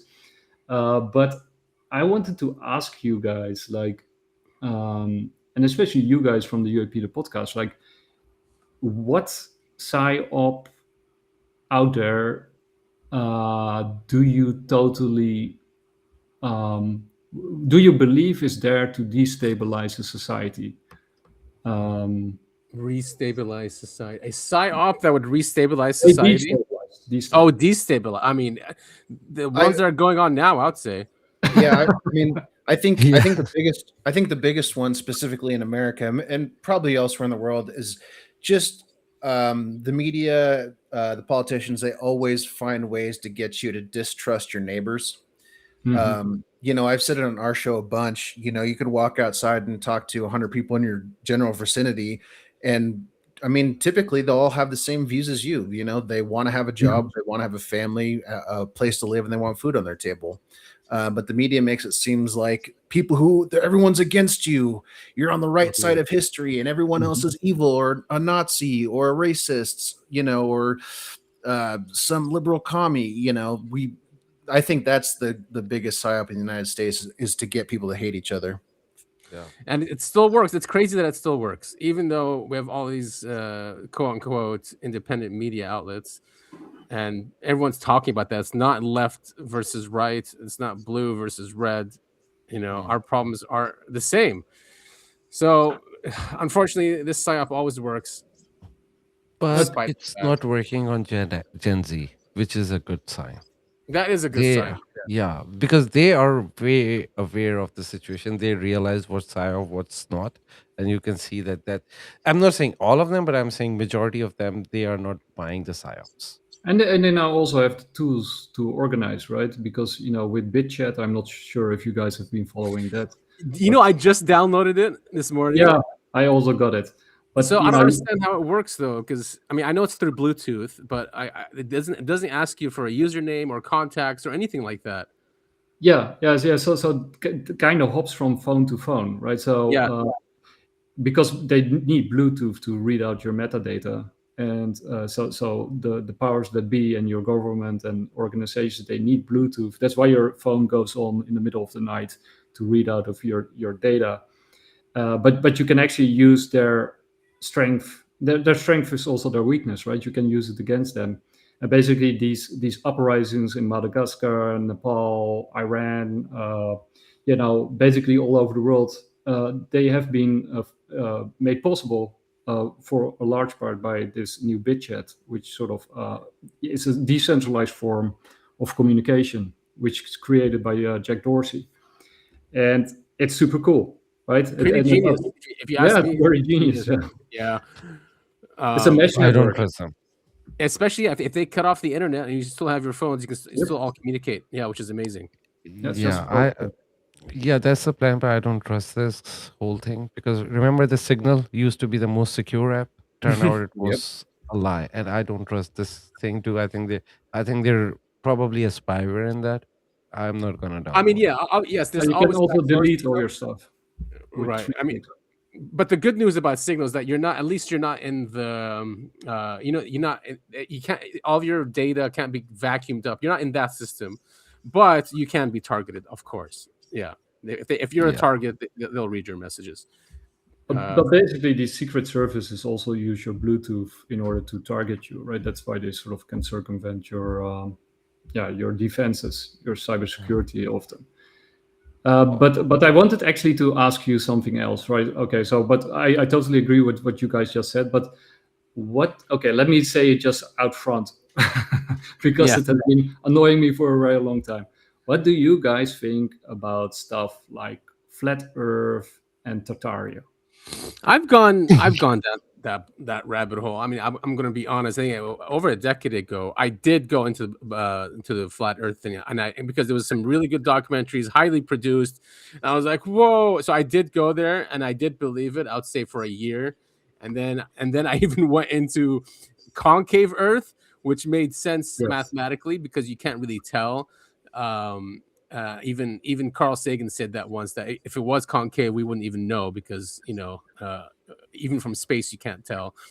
So I got into that for a bit, but then I realized that it was just muddying the waters because flat Earth came out when 9/11 truth was becoming big. So I feel that they put that in, and those were the people who were looking into it. So there was already no trust of government, or at least a lot less trust. So it was easy to fall for it. But then they threw it in there because then you say, oh, those 9/11 truthers are just flat earthers, right? And just it will destroy that movement. So I think that's why it was put in there. Obviously, I'm not a flat earther anymore. It's been a long time. I'm one of those that went and came back. Apparently, many people don't come back, but I think most of the people have like dabbled with the flat Earth, but then they realize it's bullshit. By the way, Nick and I have like a whole discussion on those things, especially on Tartaria. But yeah, I don't think I can't say I can say about Nick, but I just don't believe in any of that bullshit. That's just Tartaria is cool. I did go down that rabbit hole as well. There's no reason why not to believe it. I mean, it from the maps, from even just the infrastructure that it had.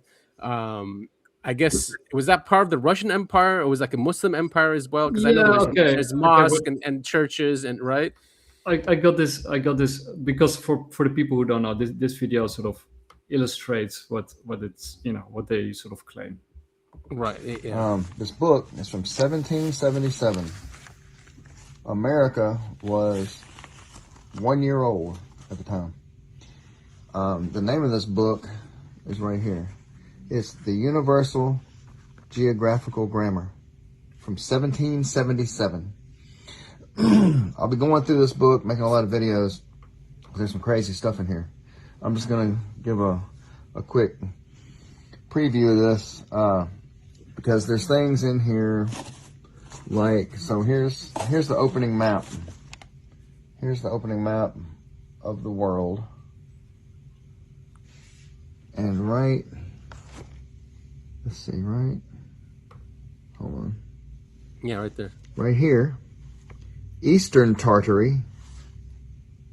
And right here is Western Tartary. And there's China. And what we'll get into farther back, it's going to be Chinese Tartary also. And then over here, the lower half of America is Florida. The left side, you can see California. And the whole top is empty. And there is no Canada.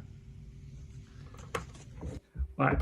Anyway, so this is like a, sort of, actually one of the better examples of Tartaria, to be honest, because it's a real book and somebody actually reading a book, which is nice to see.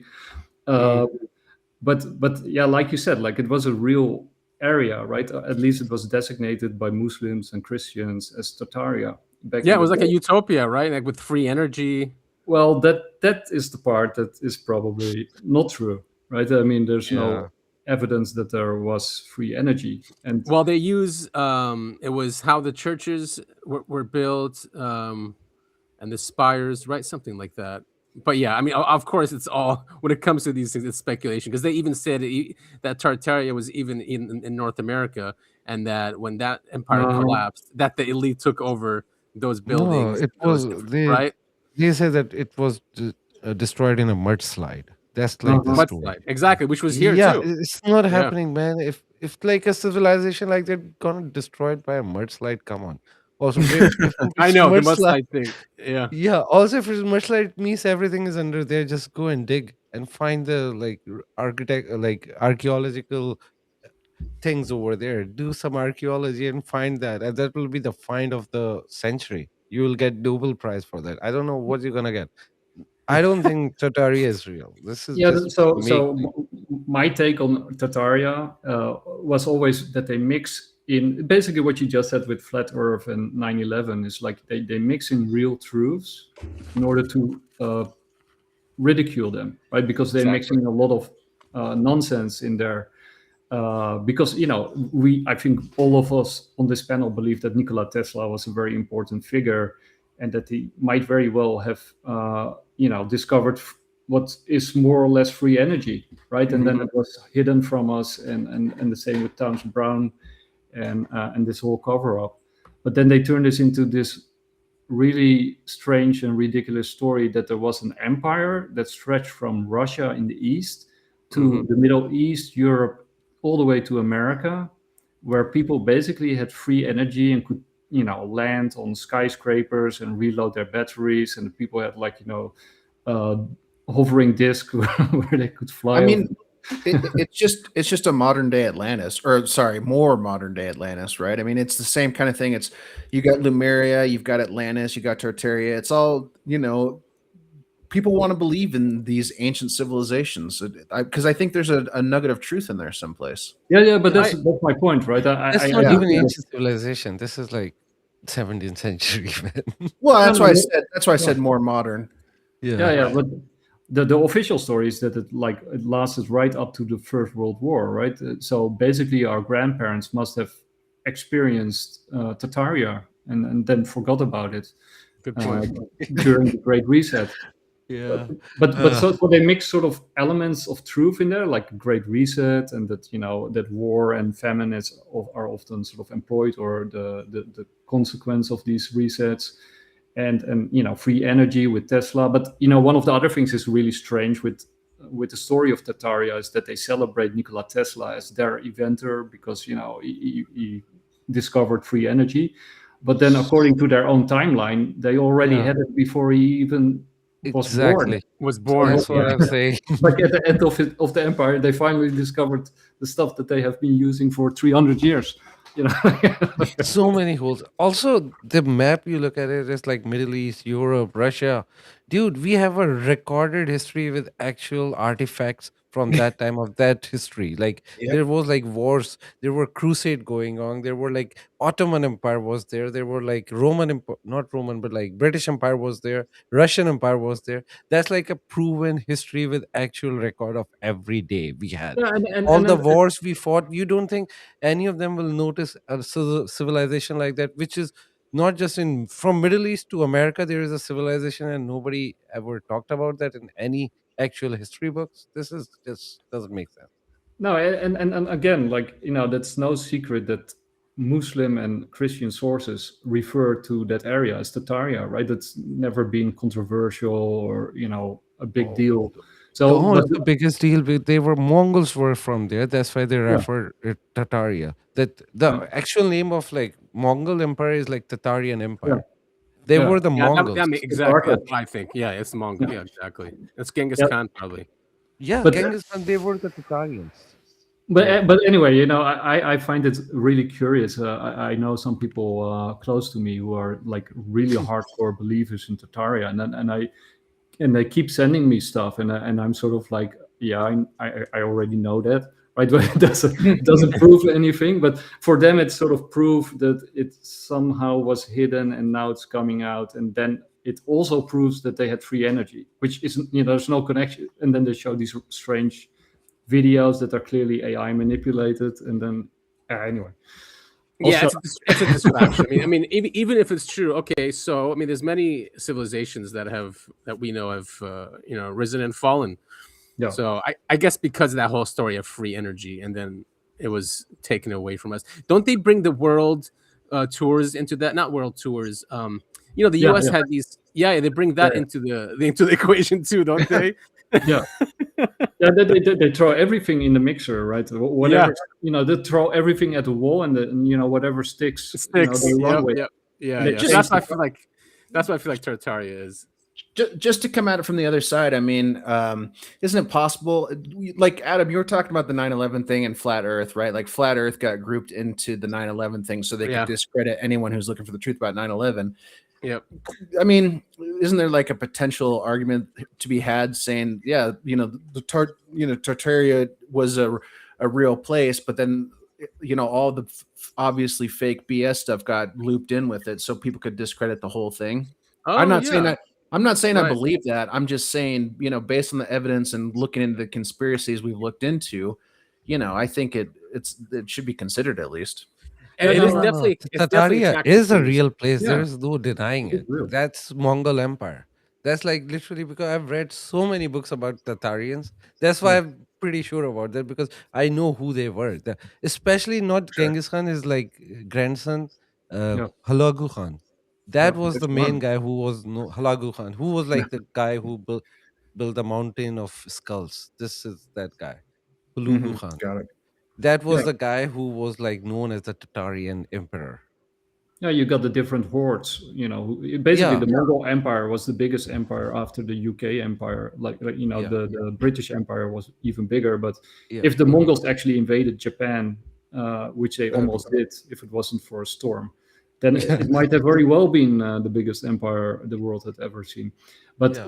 And they were very good in a lot of things, right? Especially warfare, but also they were quite, free. And they had the Pax Mongolia, where there was free trade, and people were quite happy, after the war stopped. But they didn't have free energy. That's all drinking the cool blood. story. They were drinking blood. Yeah. But what I think is like what you both of you rightly point out, like they discredit stories that are real, right? Ancient civilizations that probably did have free energy or free energy like technologies, like these churches and how they were built. And also Nikola Tesla and his work, and resets are true throughout history, right? So they contain elements of truth, but I think they do that in order to discredit all the good stuff, because they throw it in this crazy mixer and it becomes ridiculous. And then people are like, oh, you're probably somebody who believes in Tataria, right? So this is exactly what happened, because the stories like around the free energy and all those things are real. It's just not happening in one place called Tataria. And Tataria was a real place. And it And actually, and it also destabilizes societies, right? I mean, Yeah. I actually had some almost, a pretty heavy arguments with the persons who believe it, because they're so adamant, and because they are of the opinion that because everything is a lie and they are living in the matrix, then the opposite must be true, right? And then they just believe whatever is on X or whoever they follow. Exactly. Yeah. Or a quick video on TikTok about those are my favorite. So they are expert after watching 10-second video. That's the caliber of those guys. Yeah, and it also shows the lack of education, right? I mean, because like Syd and me just said, like, Tataria, it's not a big deal. It's in most history books. I think you even get it in high school to some degree. And, you got the book from Frankopan, The Silk Road, Christopher Beckwith. You got whole libraries full of the Silk, Tataria. But I want to talk about this guy because this guy is hilarious. So, have you seen this one? Is he also Tartaria? No. No, I didn't see this. Okay, I'll play it, and then I want to hear you guys' opinion. Okay.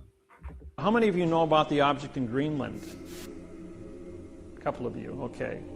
Well, for those of you that don't know, there is a spacecraft that has melted out of the ice in Greenland. As you know, the North Pole has melted completely. You can go from London to Moscow or to Russia by going over the North Pole now. All the ice cap is gone. The last place that has ice on it was Greenland. Greenland had a 18,000-foot ice cap on it. Well, the spacecraft that is anchored in the center of Greenland created the last ice age 50,000 years ago. It's a weather machine. It's 55 miles wide, 300 miles long, and 2 miles high. The people that lived in it were called the Mois. If you draw a straight line from the spacecraft to the Washington Monument in Washington, D.C., through the Yucatan Peninsula Great Pyramid at Mitsubishi, it ends up on Easter Island where the Mois have been dug out of this dirt. The heads on Easter Island, well, 2 years ago they finally went ahead and they excavated, and they're all 65 to 85 foot people, full body carvings. And these were the people that lived in the spacecraft that was uncovered that's melting out of the ice in Greenland. So when you think we've been alone, these people have been up there for 50,000 years. The spacecraft is still active after 50,000 years. It has a 200-mile dampening field where no electrons can flow into it. In 1947, a B-52 bomber flew into that pattern, into the dampening field, when trying to fly between Maine and London. As a result of that, they lost power and crashed in Greenland. As they sent in rescue B-52 bombers to rescue them, they hit that same dampening field, but they veered off. They just ricocheted off of it. And by testing, trying to get to these guys, they were able to bring a circumference and find out that there was an object 200 miles to the center of this field. On the southwest corner of Greenland, there is a small community. It's the only community on the island of Greenland. That community is a military post, CIA, that uses a compressed air generator to operate diesel engines to run a Caterpillar to run back and forth to 200 miles from the base to the object in Greenland. A lot of our technology comes from the reverse engineering out of the spacecraft. It is still functional and is still in operation. So who's this dude? Yeah, okay. So who's this dude? So this dude is this dude is hilarious. So first of all, okay, what do you guys think about this story? I mean, it'd be nice if it's true, but yeah. Sorry, Adam, I didn't mean to interrupt. Go ahead. No, I was just. It'd be nice if it's true, but come on, why is there always a UFO in the middle of these things, right? It's just too convenient, and I don't know. It just seems fantastic. And how do you think about sort of the presentation of the evidence? Well, we're seeing this on X, so it's 100% true. And TikTok, right? Yep. So and like every evidence is AI generated. Yeah, I mean, I think this whole story is written by ChatGPT, and don't forget the church music in the background. Yeah, that was nice. That was a nice touch. Right. So it's interesting. So this is like for me, it's sort of like yeah, what you call it? It's fake news, disinformation.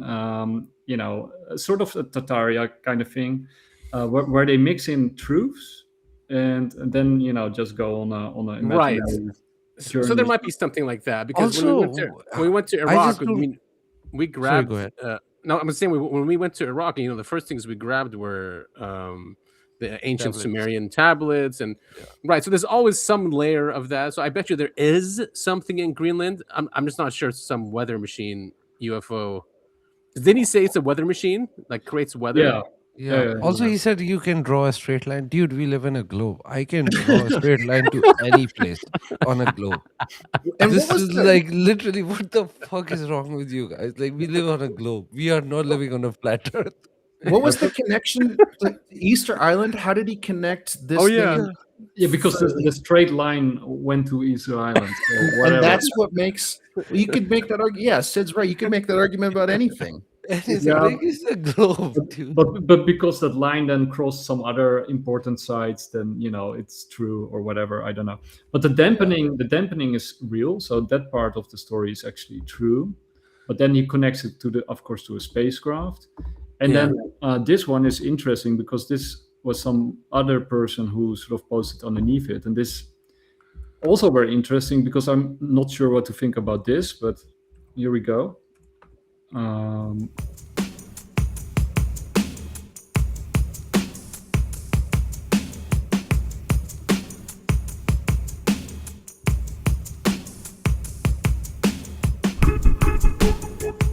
There's no Greenland for people watching.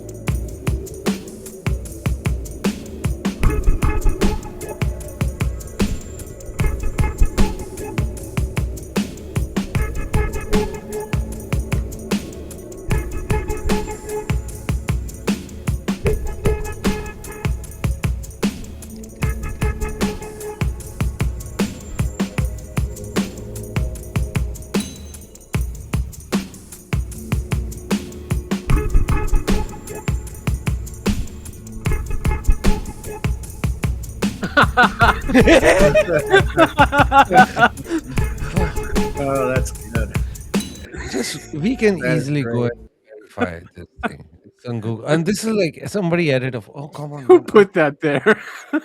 Sandwich Islands, where Subway sandwiches started. You get these crazy people reacting to each other, and but I mean, it's just silly, right? It is. It is, but I do want to say we have caught Google Earth changing images before. So like I get the thought, like with the thought process behind that. Obviously, this is the really good goof, but like we have caught Google Earth, altering, and NASA for example, altering images of whether it's Mars or Antarctica or whatever. So like the precedent's there, but Right. and you can't just that's the thing about conspiracy is a lot of people go full hog. Everything they hear, every conspiracy they hear is automatically true to them. Instead of actually taking the time, doing some research and coming to conclusions on your own, you're a repeating machine. You just repeat whatever you hear.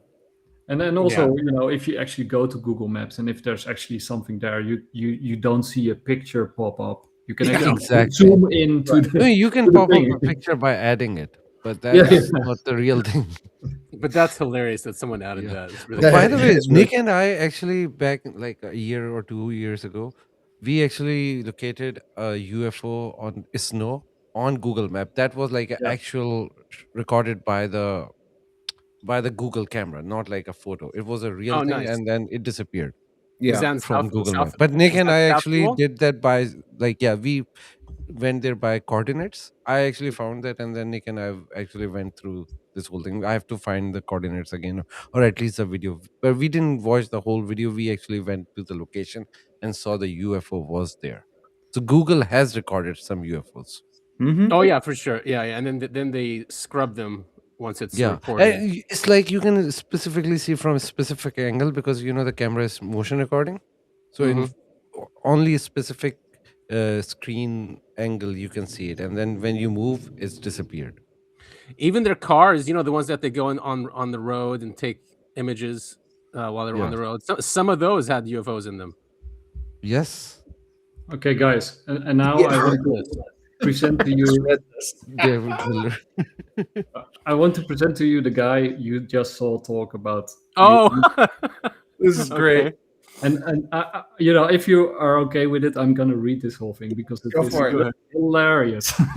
It's very good. Okay, here we go. Styled David Wynn Miller, but we'll come to that.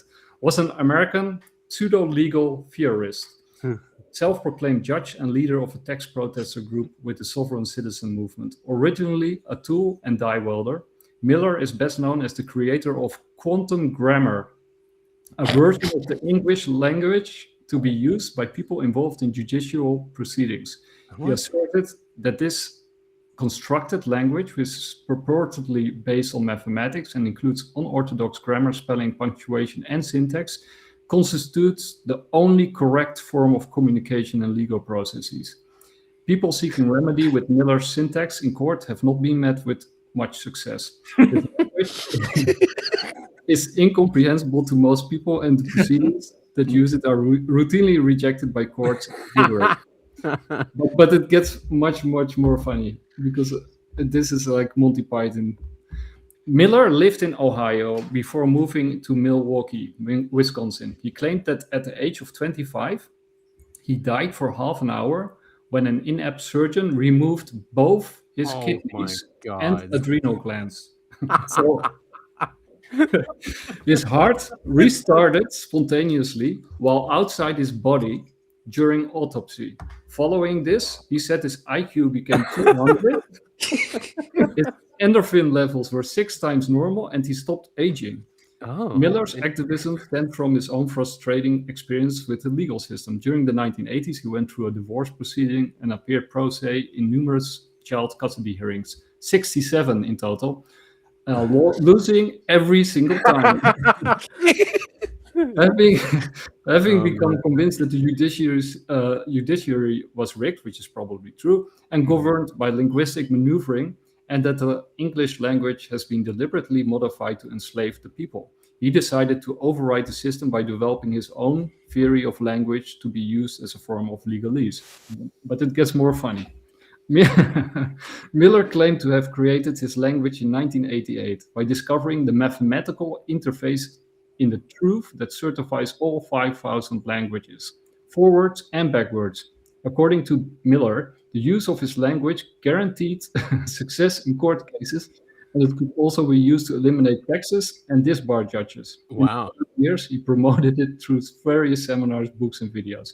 I'm going to spare you the constructed language part. All right, let's see how the language is constructed. I feel like you're reading the Wikipedia page of the next president of the United States. It wouldn't surprise me, man. It would not surprise me. Okay. Miller's design involves sentences that begin with prepositional phrases using the word for. It is easily recognizable, among other traits, by the constant and repetitive use of the phrases for the and with the, and by the absence of action verbs, except in gerund form. Users of the dialect reject the use of adjectives, adverbs, and pronouns. The language also has an abundance of punctuations. I'm going to spare you that one. Miller's idea about language are notably rooted in the idea that only nouns have legal meaning, and that their meanings are static and absolute. This had led Miller to arbitrarily recast words' definitions and roles according to his own understanding and convenience. Among the idiosyncratic rules of the language he created, sentences must contain at least 13 words and use more nouns than verbs.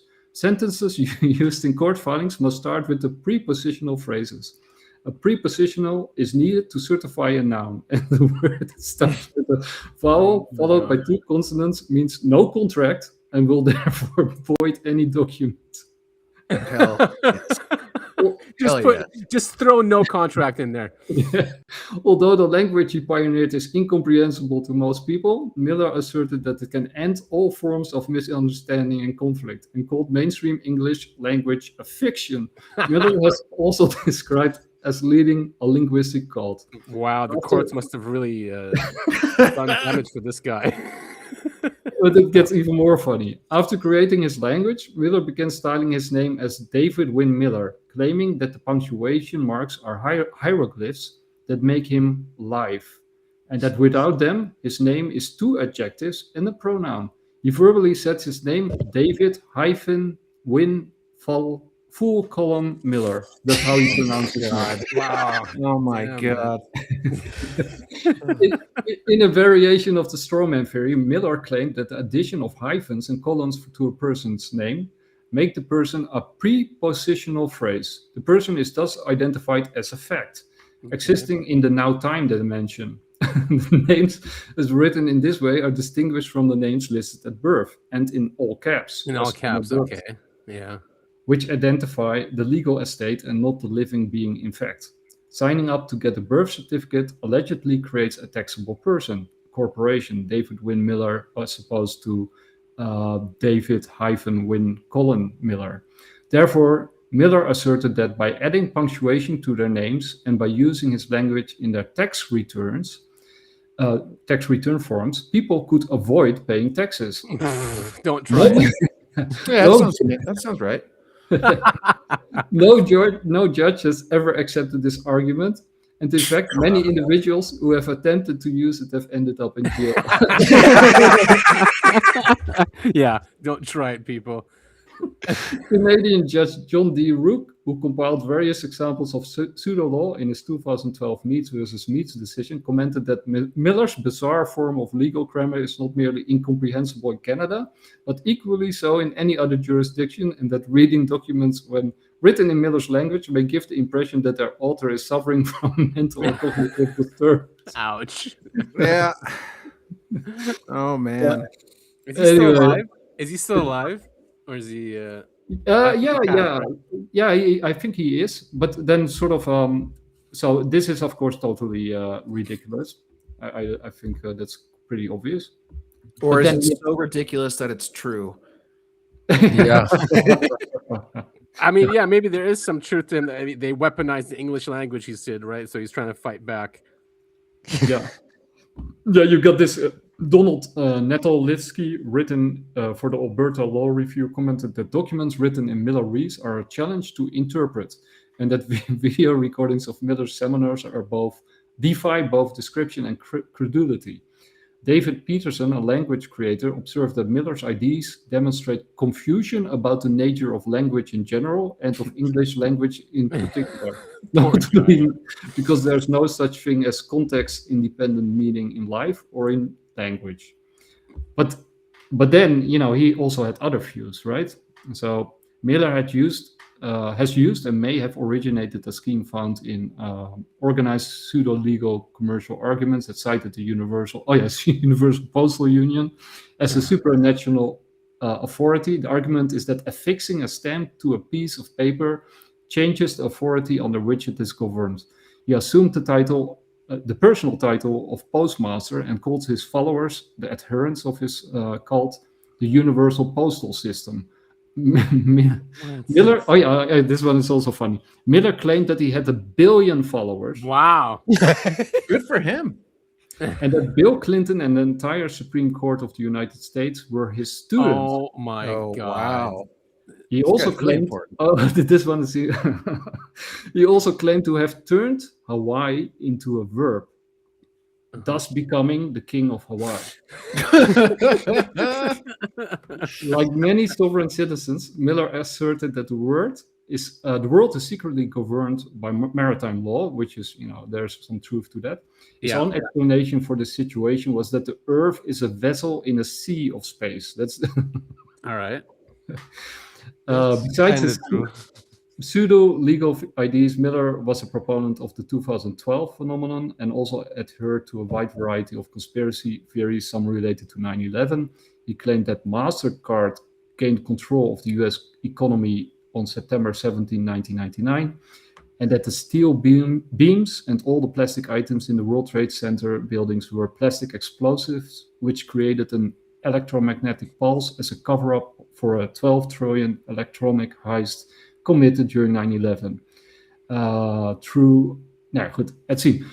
But my point with this story, besides that it's very funny, well, and you answered the question: who is this dude?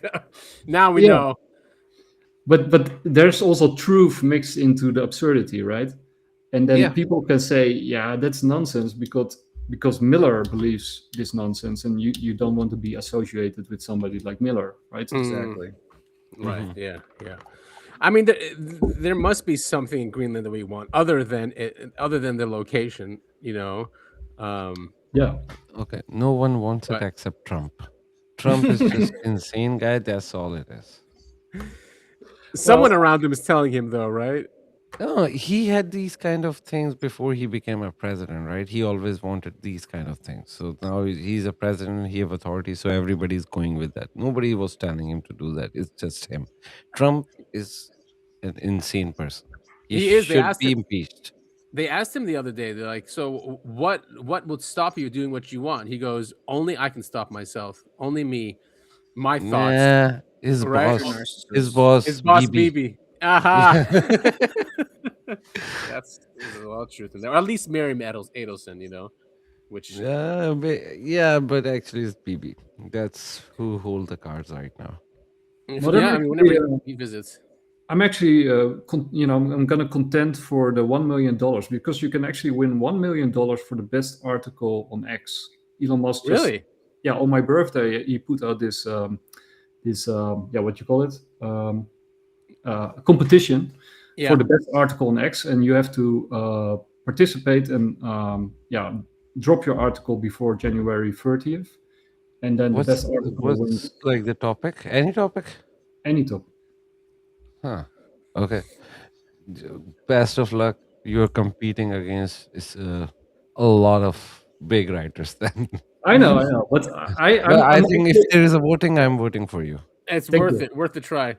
Definitely. Yeah, just I had this thing lying on the shelf for months, and I sort of did a lot of research, but I thought it was too ridiculous and too outlandish, and then Trump did the stuff that I predicted, and now this competition happens, so I'm gonna write the article that I sort of have half written.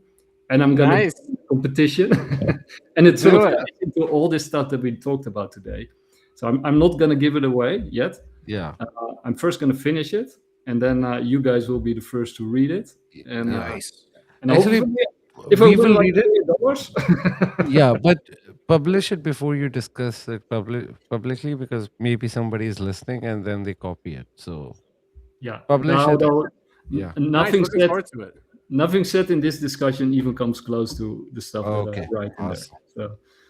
So, but anyway, yeah. So if you want to win $1 million, start writing, guys. I'm glad that he's encouraging that, though. It's nice. People need to get back into writing. Yeah. It's gonna go to some chosen one. So, probably God. God Sad will probably win. Why does Musk retweet that moron? It's just insane. Yeah. Well, we know the answer to that, actually.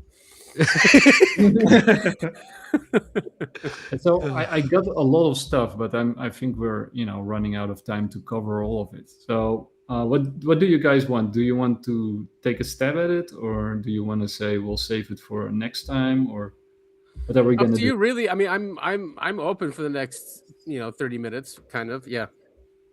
Yeah. So up to you. Okay. Do it. Yeah. Let's do it. All Okay. right. So I've done a little bit of this detective work, and this has to do with the stuff that with Gary Nolan and Eric Davis. Yeah, no, sort of like the psychic elements of the UFO. Okay, yeah. All right. It has to do with Gary Nolan, and he makes the claim that the basal ganglia is very important for psionics, and it plays an important role for UFO experiencers or people who have been contacted with UFOs. So I'm going to play a little clip to give people an idea of what he is saying. This is from Lex Fridman. At the brains of these individuals, we noticed something right in the center of the basal ganglia in many of these individuals that at first we thought was damage. It was basically an enriched patch of MRI-dense neurons that we thought was damage, but then it was showing up in everybody, and then we looked and we said, oh, it's actually not. The other readings on these MRIs show that actually that's living tissue. That's actually the head of the caudate and the putamen. And at the time, and I remember even asking a good friend of mine at Stanford, who is a psychiatrist, what does the basal ganglia do? He said, oh, the basal ganglia is just about movement and nerve and motor control. And I said, well, that's odd because, these other papers that we were reading at the time started to suggest that it was involved with higher intelligence and is actually downstream of the executive function and involved with intuition and planning. And if you think about it, if you're going to have motor control, which is centralized in one place, motor control requires knowledge of the environment. You don't want to move something and hit the table. Or if you're walking across a room, you want to be aware and cognizant of what you might bump into. So obviously, all of that planning requires access to all the senses.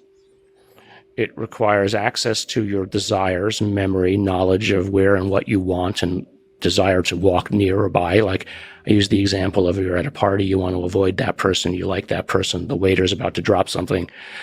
All without thinking, you maneuver. So that actually, all that planning is done in the basal ganglia. And it's actually now called the brain within the brain. It's a goal processing system subservient to executive function.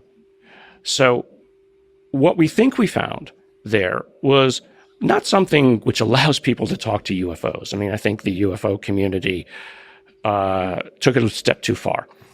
What I think we found was a form of higher functioning and processing.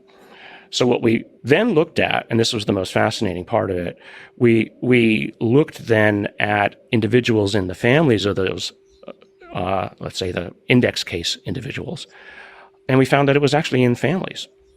And more so, this is the most fascinating part, we've probably looked now at about 200 just random cases that you can download off of databases online. You don't see this higher connectivity. You only find it in what Kit Green would have called, or has called, higher functioning individuals, people who are, he called them savants. I don't have the means to, So anyway, so that's sort of to give people the idea of, what they found. The basal ganglia is like very dense and very connected in these individuals. It's sort of also what Jake Barber was talking about when he was sort of mentioning psionics. Interesting. So, but that's in the reptilian part of the brain, right? The small one. Yeah. That's why you said a brain within a brain. Yeah, it's sort of what they used to call the more primitive side of the brain. Yeah, Right. sort of reptilian part. But so I did some digging because I'm not sure if you guys are aware, have you done sort of like a deep dive in the telepathy tapes?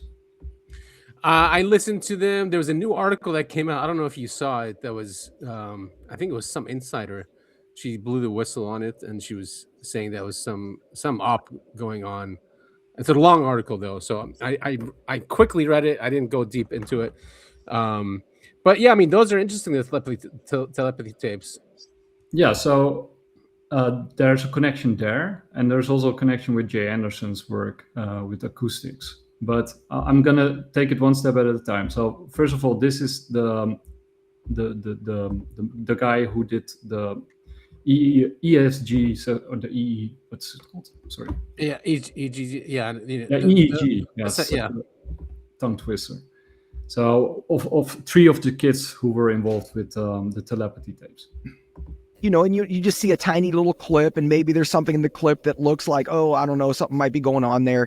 But when you're in the room and you see this happening all day long, under lots of different circumstances and lots of different tests, and they pretty much don't miss, which is the crazy part, right? Because, most of the telepathy research that's been done prior to this point is, with neurotypical individuals, and, it's a forced choice kind of a setup where the sender sees an image or something, and then the receiver has 4 choices of images. And it's like, well, which one do you think it was? Right? So you got a 25% chance of guessing right. And in that research, it's like, it generally comes out at like 30% or something, which is statistically significant. And it's interesting. So it's like, okay, people can do better than chance. But then when you're seeing people do this in an open response format, it's not forced choice. It's like, what's the word? What word am I looking at? And it's like, holy crap. Yeah. And like when I was doing the testing on the computer, like one of the words was manager. So we were doing like 3-syllable words, and, Houston was just boop, boop, boop, boop, just spell it out, no problem. Doing full sentences out of a book, that his mom was looking at. And so like open response like that, like just not missing anything, that's a whole different deal, right? Because it's like, clearly they're just completely tapped in. Yeah, we were recently on another call with Russell Targ, the physicist, who's done a lot of work with remote viewing, even, involved in a little bit with the CIA and other things. And the way that I see that, and he's a big proponent of remote viewing, but also that's like kind of open for interpretation. It's like you're drawing a picture of some remote site and, it's kind of close and it's close enough. But with this is just so accurate that it's just, I think that's why the podcast is having such a big impact. It's like, wow, if this is true, and it's with this special neurodivergent population that might have something unique about their brains. Like, what does that mean about what our brains are capable of? What does that mean about the physics of the universe? There's so many implications. For sure. Yeah. And I mean, I think everybody has been surprised at the amount of attention that this has got, but I take that as a good sign, right? That like people are really hungry for this kind of understanding, right? That maybe there is. Anyway, I'll cut it off there. But anyway, so he did the brain imaging like in real time, right? Because you MRI and you had EEG, and he sort of did the EEGs of 3 of these kids, and then especially the high function. Now, so basically these are all savants, all high functioning, autistic children who have a verbal impairment. So basically that's sort of the crossover with Gary Nolan's work, where he's also talking about high functioning people. And remember what Jake Barber said, the 3 targeted, basically 4 target groups that they are interested in are children, first and foremost, because they are, apparently they have the best psionic abilities. Secondly, women. And then thirdly, left-handed gay men. And then as a subgroup or sort of collective subgroup, you could say everybody who's not from a developing world or from a developed world. So sort of developing worlds, that those people are more interesting and have more, abilities when it comes to psionics and psi power. And so when you sort of go into this, and that's very interesting. Wait, I'm gonna put on my glasses. Yeah, where is Skywatcher these days? They were supposed to prove aliens were real. Yeah, I think they got the dog whistle. They had to blow. The feds got to them. Yeah, and wait, the Matthew Pines is also gone from X, if you noticed. Oh yeah, that's right. So anyway, now even and Topher sent me something from Bigelow as well about because he's studying consciousness now. Yeah, and remember that Bigelow was shut down, or Bigelow Aerospace Space Studies, his main company, was shut down during COVID. Yeah, right. So that I find that also very interesting, because of all the aerospace companies out there, Bigelow Aerospace was the most interested in all of this stuff and the most open about it. And he was friends with Harry Reid, and Harry Reid was the one who actually, did all the OSAP and the ATIP stuff, and who sort of connected with Christopher Mellon, and this whole movement is sort of has close ties, and Skinwalker Ranch with all the stuff that it starts with Bigelow. Right? It does, yeah. And he's the one who's been trying to get the information out of the government. Yeah, so I found it very interesting that he was sort of targeted. It feels like he might have been targeted with. I'm not saying he was, but I don't know. Maybe he was just running his business inefficiently or whatever. But anyway, so so it's a National Institute for Discovery Science. NIDS does a lot of research in this area. But when you sort of connect the work from Gary Nolan and the basal ganglia, and you put it together with the research from these the telepathy tapes and the EEG scans, then you sort of get this. So the podcast reinforces and extends this by focusing on the same. Okay, wait, I can skip that.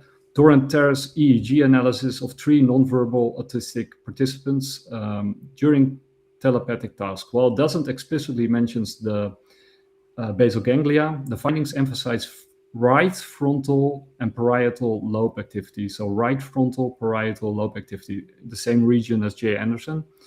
Regions that interconnect with the basal ganglia in networks for decision-making, attention, and sensory integration. This suggests a complementary view. Nolan's structural enhancements, MRI visible density, could underlie the functional changes EEG detected waves seen in telepathic states, potentially explaining why certain neurodivergent individuals excel in anomalous cognition. Let's skip that one. So the theta waves increases. All subjects show elevated theta waves, 4 to 8 hertz, especially around 7 to 8 hertz.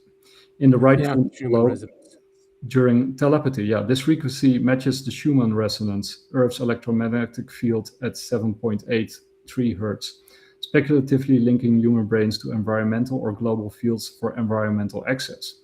Right hemisphere dominance. Houston had decreased beta waves, which are fast analytical activity, and theta-based boost only in the right hemisphere.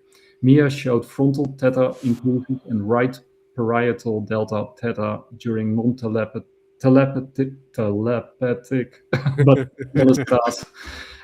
John Paul's patterns varied but involved similar right-sided shifts, and then implications for intuition and creativity. Theta waves are associated with relaxed, intuitive states, meditation, or creative flow, aligning with Nolan's descriptions of the basal ganglia as facilitating gut-level insights. The podcast posits that neurodivergent brains lack typical filters or linguistic barriers, allowing uninhibited access to subconscious or external data, echoing Nolan's idea of the region enabling leaps in uncertain environments. For creativity, this could mean bypassing verbal constraints for direct, innovative perception, as seen in the children's open-ended responses. Yes, so I mean, the Monroe Institute that knows a lot about these frequencies, right, and how it puts us into different states, and they use binaural beats to do that. Yep. Yeah, cool. Yep. But it, so I'll skip this, and then I linked it to the work of Ian McGilchrist, and then especially what he says about singing and birds.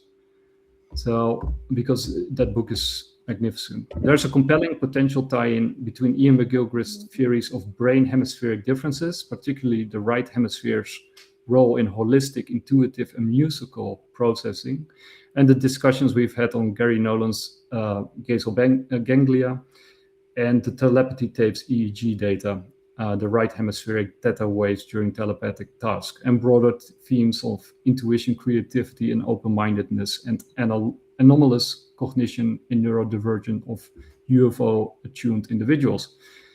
McGilchrist works, especially in the book The Master and His Emissaries and lectures on brain, etc. Well, we can skip that, I think. Okay. McGilchrist argues that the brain's hemispheres aren't just divided by function, left for language, right for visuals, a common misunderstanding. But how they attend to the world. The left hemisphere focuses narrowly, analytically, and manipulatively, breaking things apart, grasping tools, or using literal language. While the right hemisphere attends broadly, holistically, and contextually, integrating wholes, detecting novelty, and processing metaphors, emotions, and social cues. The asymmetry evolved for survival, the left for targeted actions like foraging, the right for vigilant awareness of threats or the bigger picture. So if you guys don't mind, I want to continue reading, but I also don't want to, wasn't there something with bird speech that came out that people were saying that we're going to understand them in a few years because they're using machine learning? Did you see that post? They are actually deciphering more and more animal sounds. Right. It started with mice, laboratory mice. That there's some really nice videos on that, and then they also decoded whale singing, and I think the Chinese guy is also able to decode birds singing, like that they have grammar and syntax and actual words. But so coming back to Ian McGilchrist, the right hemisphere excels at intuition, implicit gut understanding from incomplete data, creativity, connecting disparate ideas in a novel way, and open-mindedness, embracing ambiguity, paradox, and new experiences without rigid categorization. McGilchrist describes the right as the master that sees the gestalt, while the left is the emissary that focuses on details but can dominate pathologically in modern culture, leading to overly mechanistic, reductionistic, and materialistic thinking. This right hemisphere bias fosters openness to the unknown, qualities we've linked to UFO experiences, Nolan's lighthouses, and non-speaking autistic in the telepathy tapes. And now was sort of my I think it was super cool. But anyway, I sort of added the singing of the birds. So evolutionary communication, from singing to speech. McGilchrist posits that in our evolutionary past, likely what you meant by, I misspelled it, proto-humans communicated more through right hemispheric modes like music, prosody, tone, rhythm, and gesture before developing left hemisphere articulated speech around 70,000 years ago.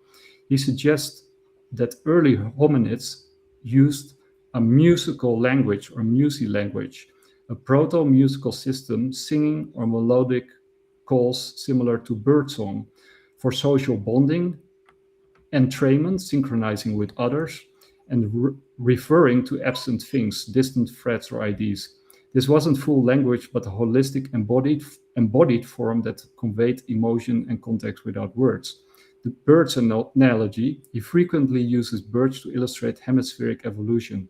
Birds exhibit strong laterality with the right hemisphere or the left eye for broad vigilance, spotting predators and such, and social recognition, kin, while the left handles focused tasks like packing seeds, the foraging that we mentioned.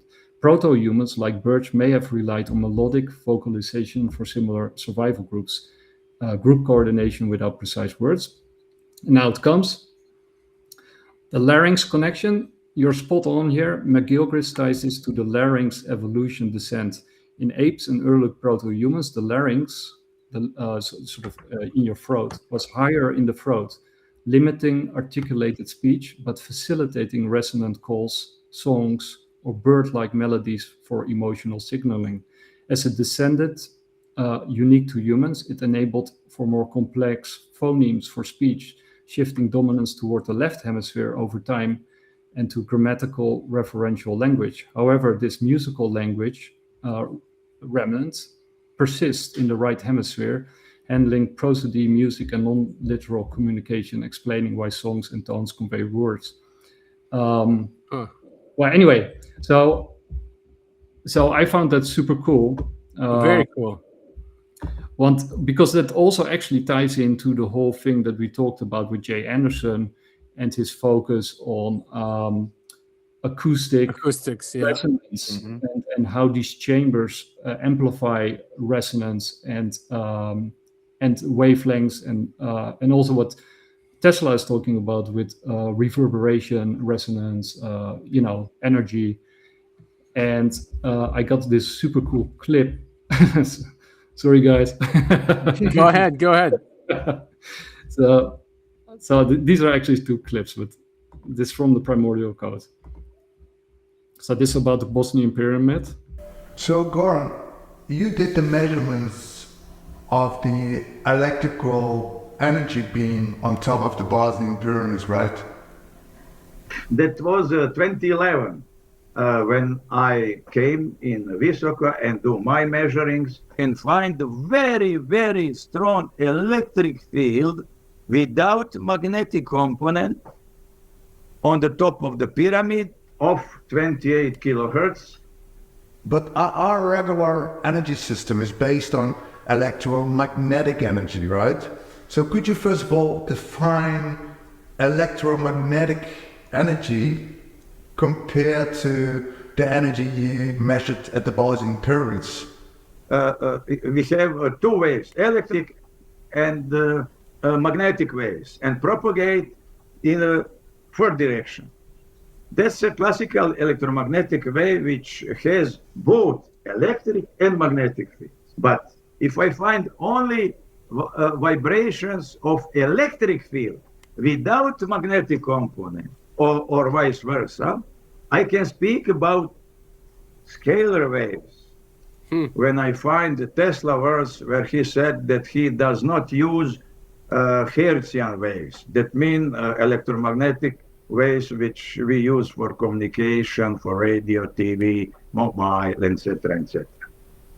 So that was very interesting for me because main frequency of his most famous object which he made is Wardenclyffe Tower, and the operational frequency of his world station was exactly 28 kilohertz. So when we calculate and compare everything of that, what we got was one very interesting form of distribution of energy strength, of voltage amplitude in different points. There we can be absolutely sure that it exists.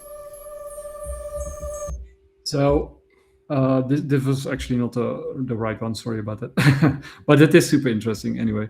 But the point is, of course, that what we talked about in our last show. I think it was with on your podcast. Yeah.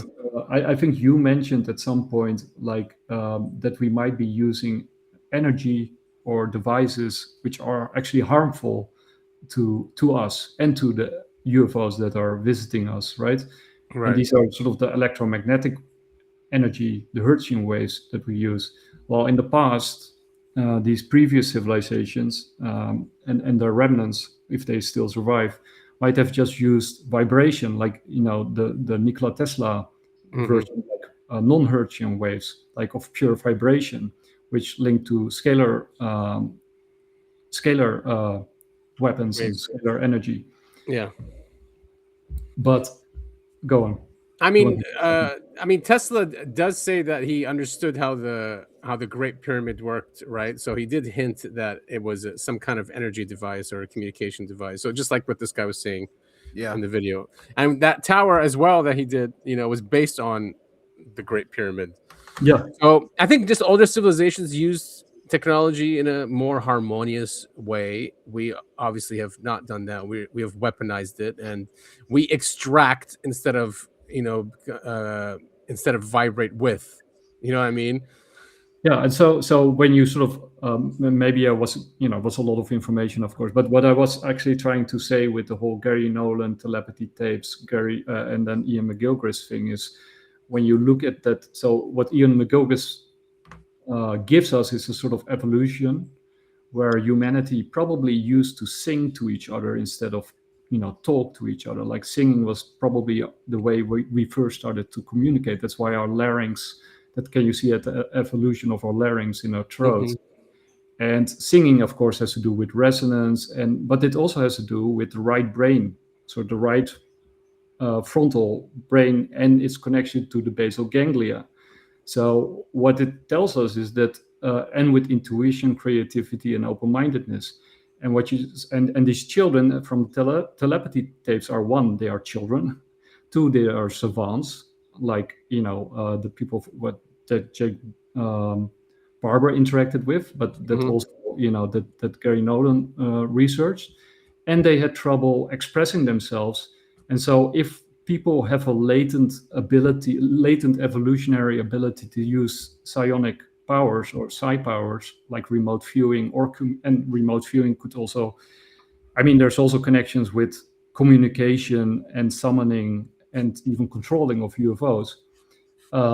Then these children who want to communicate but can't communicate find other means to communicate, especially that's what the brain does. Like people who are blind or deaf, their brain just has, I guess, other superpowers. So this is something similar. Exactly. They can't communicate.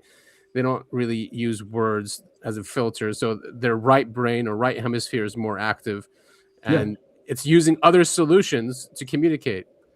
Yeah, so it's using these latent abilities, which are, and basically, so we see that the evidence actually lines up very nicely between the research of Jay Anderson, Ian McGilchrist, Gary Nolan, and the telepathy tapes and the EEG scans from those telepathy tapes. So it's all lining up very nicely. And then I also want to play this clip from this movie, from the Primordial Code. The Earth is always vibrating. You have, for example, Earth tides that makes that the Earth vibrates, goes up of 30 centimeters and down 30 centimeters in a day, okay? And so that makes that everything that is on Earth is vibrating.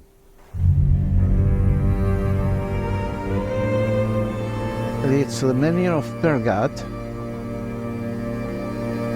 This point here is a violet point. You feel the energy going up. Here it is. Here. You're going to feel that the energy goes up like that. This is a water that goes like that, runs like that. Here's water going underneath. Yeah. Yeah. And that makes this an energetic. Yes. It's it's a crossing of water in the middle, okay? And so when you have the crossing of water, you have a vortex of energy, okay? This vortex of energy, there is a difference of potential. Electromagnetic difference of potential, okay? That makes that the vortex, makes the energy, the electricity goes up and down like that, okay? And so this stone is a granite. It's like with mica and quartz, etc., feldspath, for example. You have a kind of little batteries inside, and so they charge with electricity of the water. It's like a vortex. Okay, and makes a vortex, okay? And when it's too charged, it expels the energy up. And it's stabilizing the place, okay? The energy of the place, so all the rings are expanding all the time, because you remember the Earth is doing this and this and this and this, okay? And the energy of the water, so it's working like an antenna. So it's making his rings, emitting his stuff, okay? And healing the place. Yeah, so, I was going to say, like, it was just, that technology is more harmonious with the Earth and with nature. Yes. Yeah. And it all has to do with vibration, with song, with resonance, with using the natural powers, and it sort of ties into our past, right? Because from evolution, it shows us that we used to, even from an evolutionary perspective, were likely to have a more harmonious interaction. I mean, like the singing, like for example, with singing these days, like first of all, nobody sings these days anymore. But secondly, if somebody sings, it's some kind of celebrity on TV who's singing. Right. And then they're usually singing by themselves. They're not singing in groups. And it's also mediated by electronic devices. And then if you, for example, look at the work of Theodor Adorno and his early work on the, let's say the cultural industry. He says, when you look at music in the past, they had very complex melodies and rhythms, and you see over time that the complexity in the melody and in the song, it becomes simpler and simpler. It becomes more and more focused only on rhythm and less on melody. So melody becomes less and less important over time, and he points out a lot of other things, but music is becoming more mechanical. Right, and they also changed the tuning. We used to tune to 432 hertz, I think, in the past, and then in 1920 they came together and they said, no, we're going to tune to 440 hertz. 432 is in vibration with nature. 440 isn't. So it's weird. It's not strange that they made that. They did it on purpose. They wanted to, I guess, take us away from nature. We're resonating with the machine, and that makes it controllable, and it makes also less aware of our true potential, right? Because I still think that they actually fear us and want to use us by controlling us. Agreed. So, and I do agree with Syd. I mean, that's recurring theme on our podcast, that they want to create less people. But they don't want to eliminate everybody, but they want less people. Right? They do, for sure. Yeah. They've been saying that forever, right? And they just won't stop. Just depopulate. Hell, look at the guide stones, the ones that were recently bombed and destroyed in the U.S. I think it said keep the global population under 200 million or something. 500 million. 500 million. Yeah. 500 million. Yeah. Yeah, crazy. Half a billion. Yeah, that is crazy. Yeah. But so guys, go on. Gonna collapse. You can say that that's happening anyway. Even is collapsing, but they committed and gonna do war to reach their goal. Mm-hmm. We're having a population collapse, right? People are not having babies as much. So the system's designed that way. Can't afford to have kids. Yeah, absolutely. And testosterone is down, and people can't have babies unless it's IVF. So they're going to start controlling that now too. Imagine if they have control who gets born. Oh boy, what a nightmare. Yeah, exactly. Or who can have children. And also, with psionics, right? You also see it with animals. Psi abilities are often better developed than those of humans, right? I mean, Rupert Sheldrake did a lot of research in that regard with, cats and dogs being able to sense when their owners come home or find their way home into, in unknown territory. And there's a lot of stories. I actually have personal stories, but my sister has stories, friends of mine. Basically, everybody I know who has pets have stories about their pets being able to do stuff that shouldn't be possible. Right. Yeah. Right. Especially dogs. I mean, they know where you're going to be probably before you know where you're going to be. Yeah. For example, my sister, she lives on like the 10th floor in an apartment building.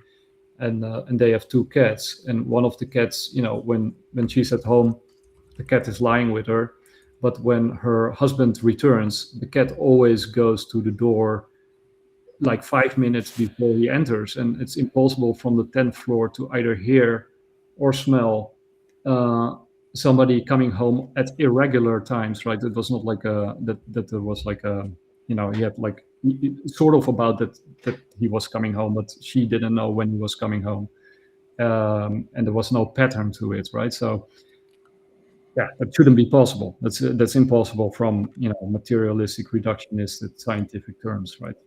Right. Yeah. I mean, the truth is, we're all connected. Everything's connected, right? Yeah. Even you can take it back to the electric universe as well, and that's what they say. Everything's connected across the entire multiverse or universe. Absolutely. Which is probably why when we explode nukes, these things show up, because like, what the hell is going on? Yeah. Yeah.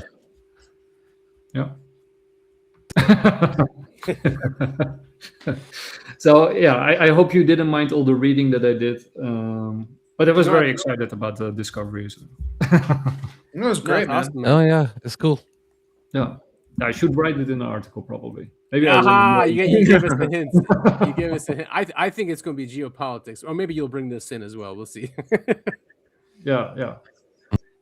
Well, anyway, guys, I really want to thank you for being on the show and for discussing your predictions, and I think we got a big likelihood that some of those are gonna come true. I hope not. Well, maybe the NHI disclosure would be nice, but all the other stuff, it's just we don't get a break. There's always something going on, some emergency, some global catastrophe. It's like, just give us a break. Yeah, actually, as I was listening to everyone's predictions, I was like, not one of these is positive. Right. I was sitting there going like, I should have at least come up with some positive prediction. Yeah, well, maybe Nobel Prize winner. Yeah. There we go. Yeah.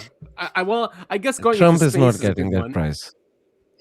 Oh no, he got one. It was given to him. Machado, right? Yeah. What a dork! I can't believe he accepted that. I know.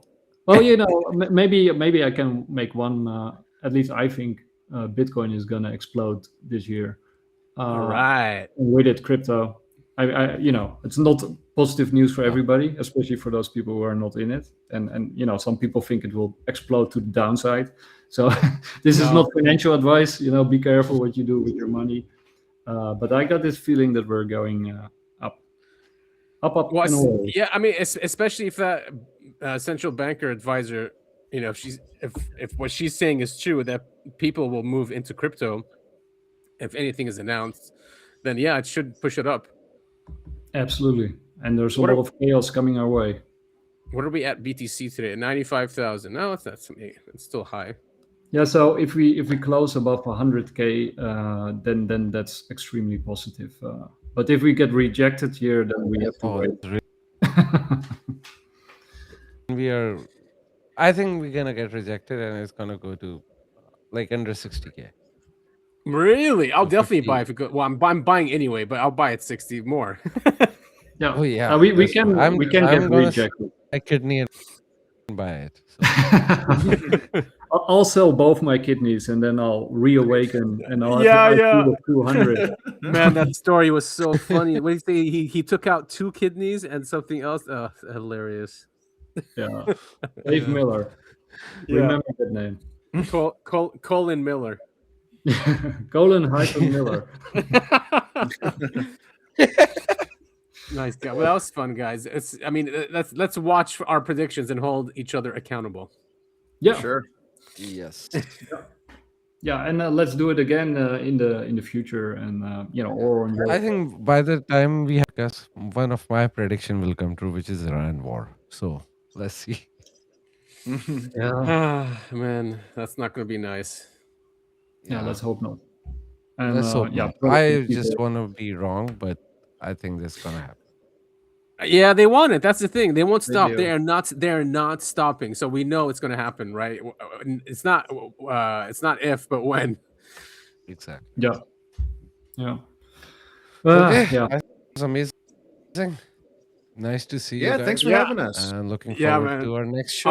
Always fun having our chats, our deep philosophical chats as well. We definitely like going down that route, and glad you guys are back too. That last week's show was good. Hopefully everyone will like this show as well. Yes, and I'll send it over to you in a bit. Nice. Yeah, so I'll upload it tomorrow to our podcast. Cool. Yeah. So guys, I wish you a really nice evening, I guess, over there. Afternoon almost, lunchtime. Okay, that's a long show. And Cool. I'll be heading to bed pretty soon. Enjoy. All right. Good night. Thank you. Take Bye. care. All right, Bye-bye. bye-bye. Bye.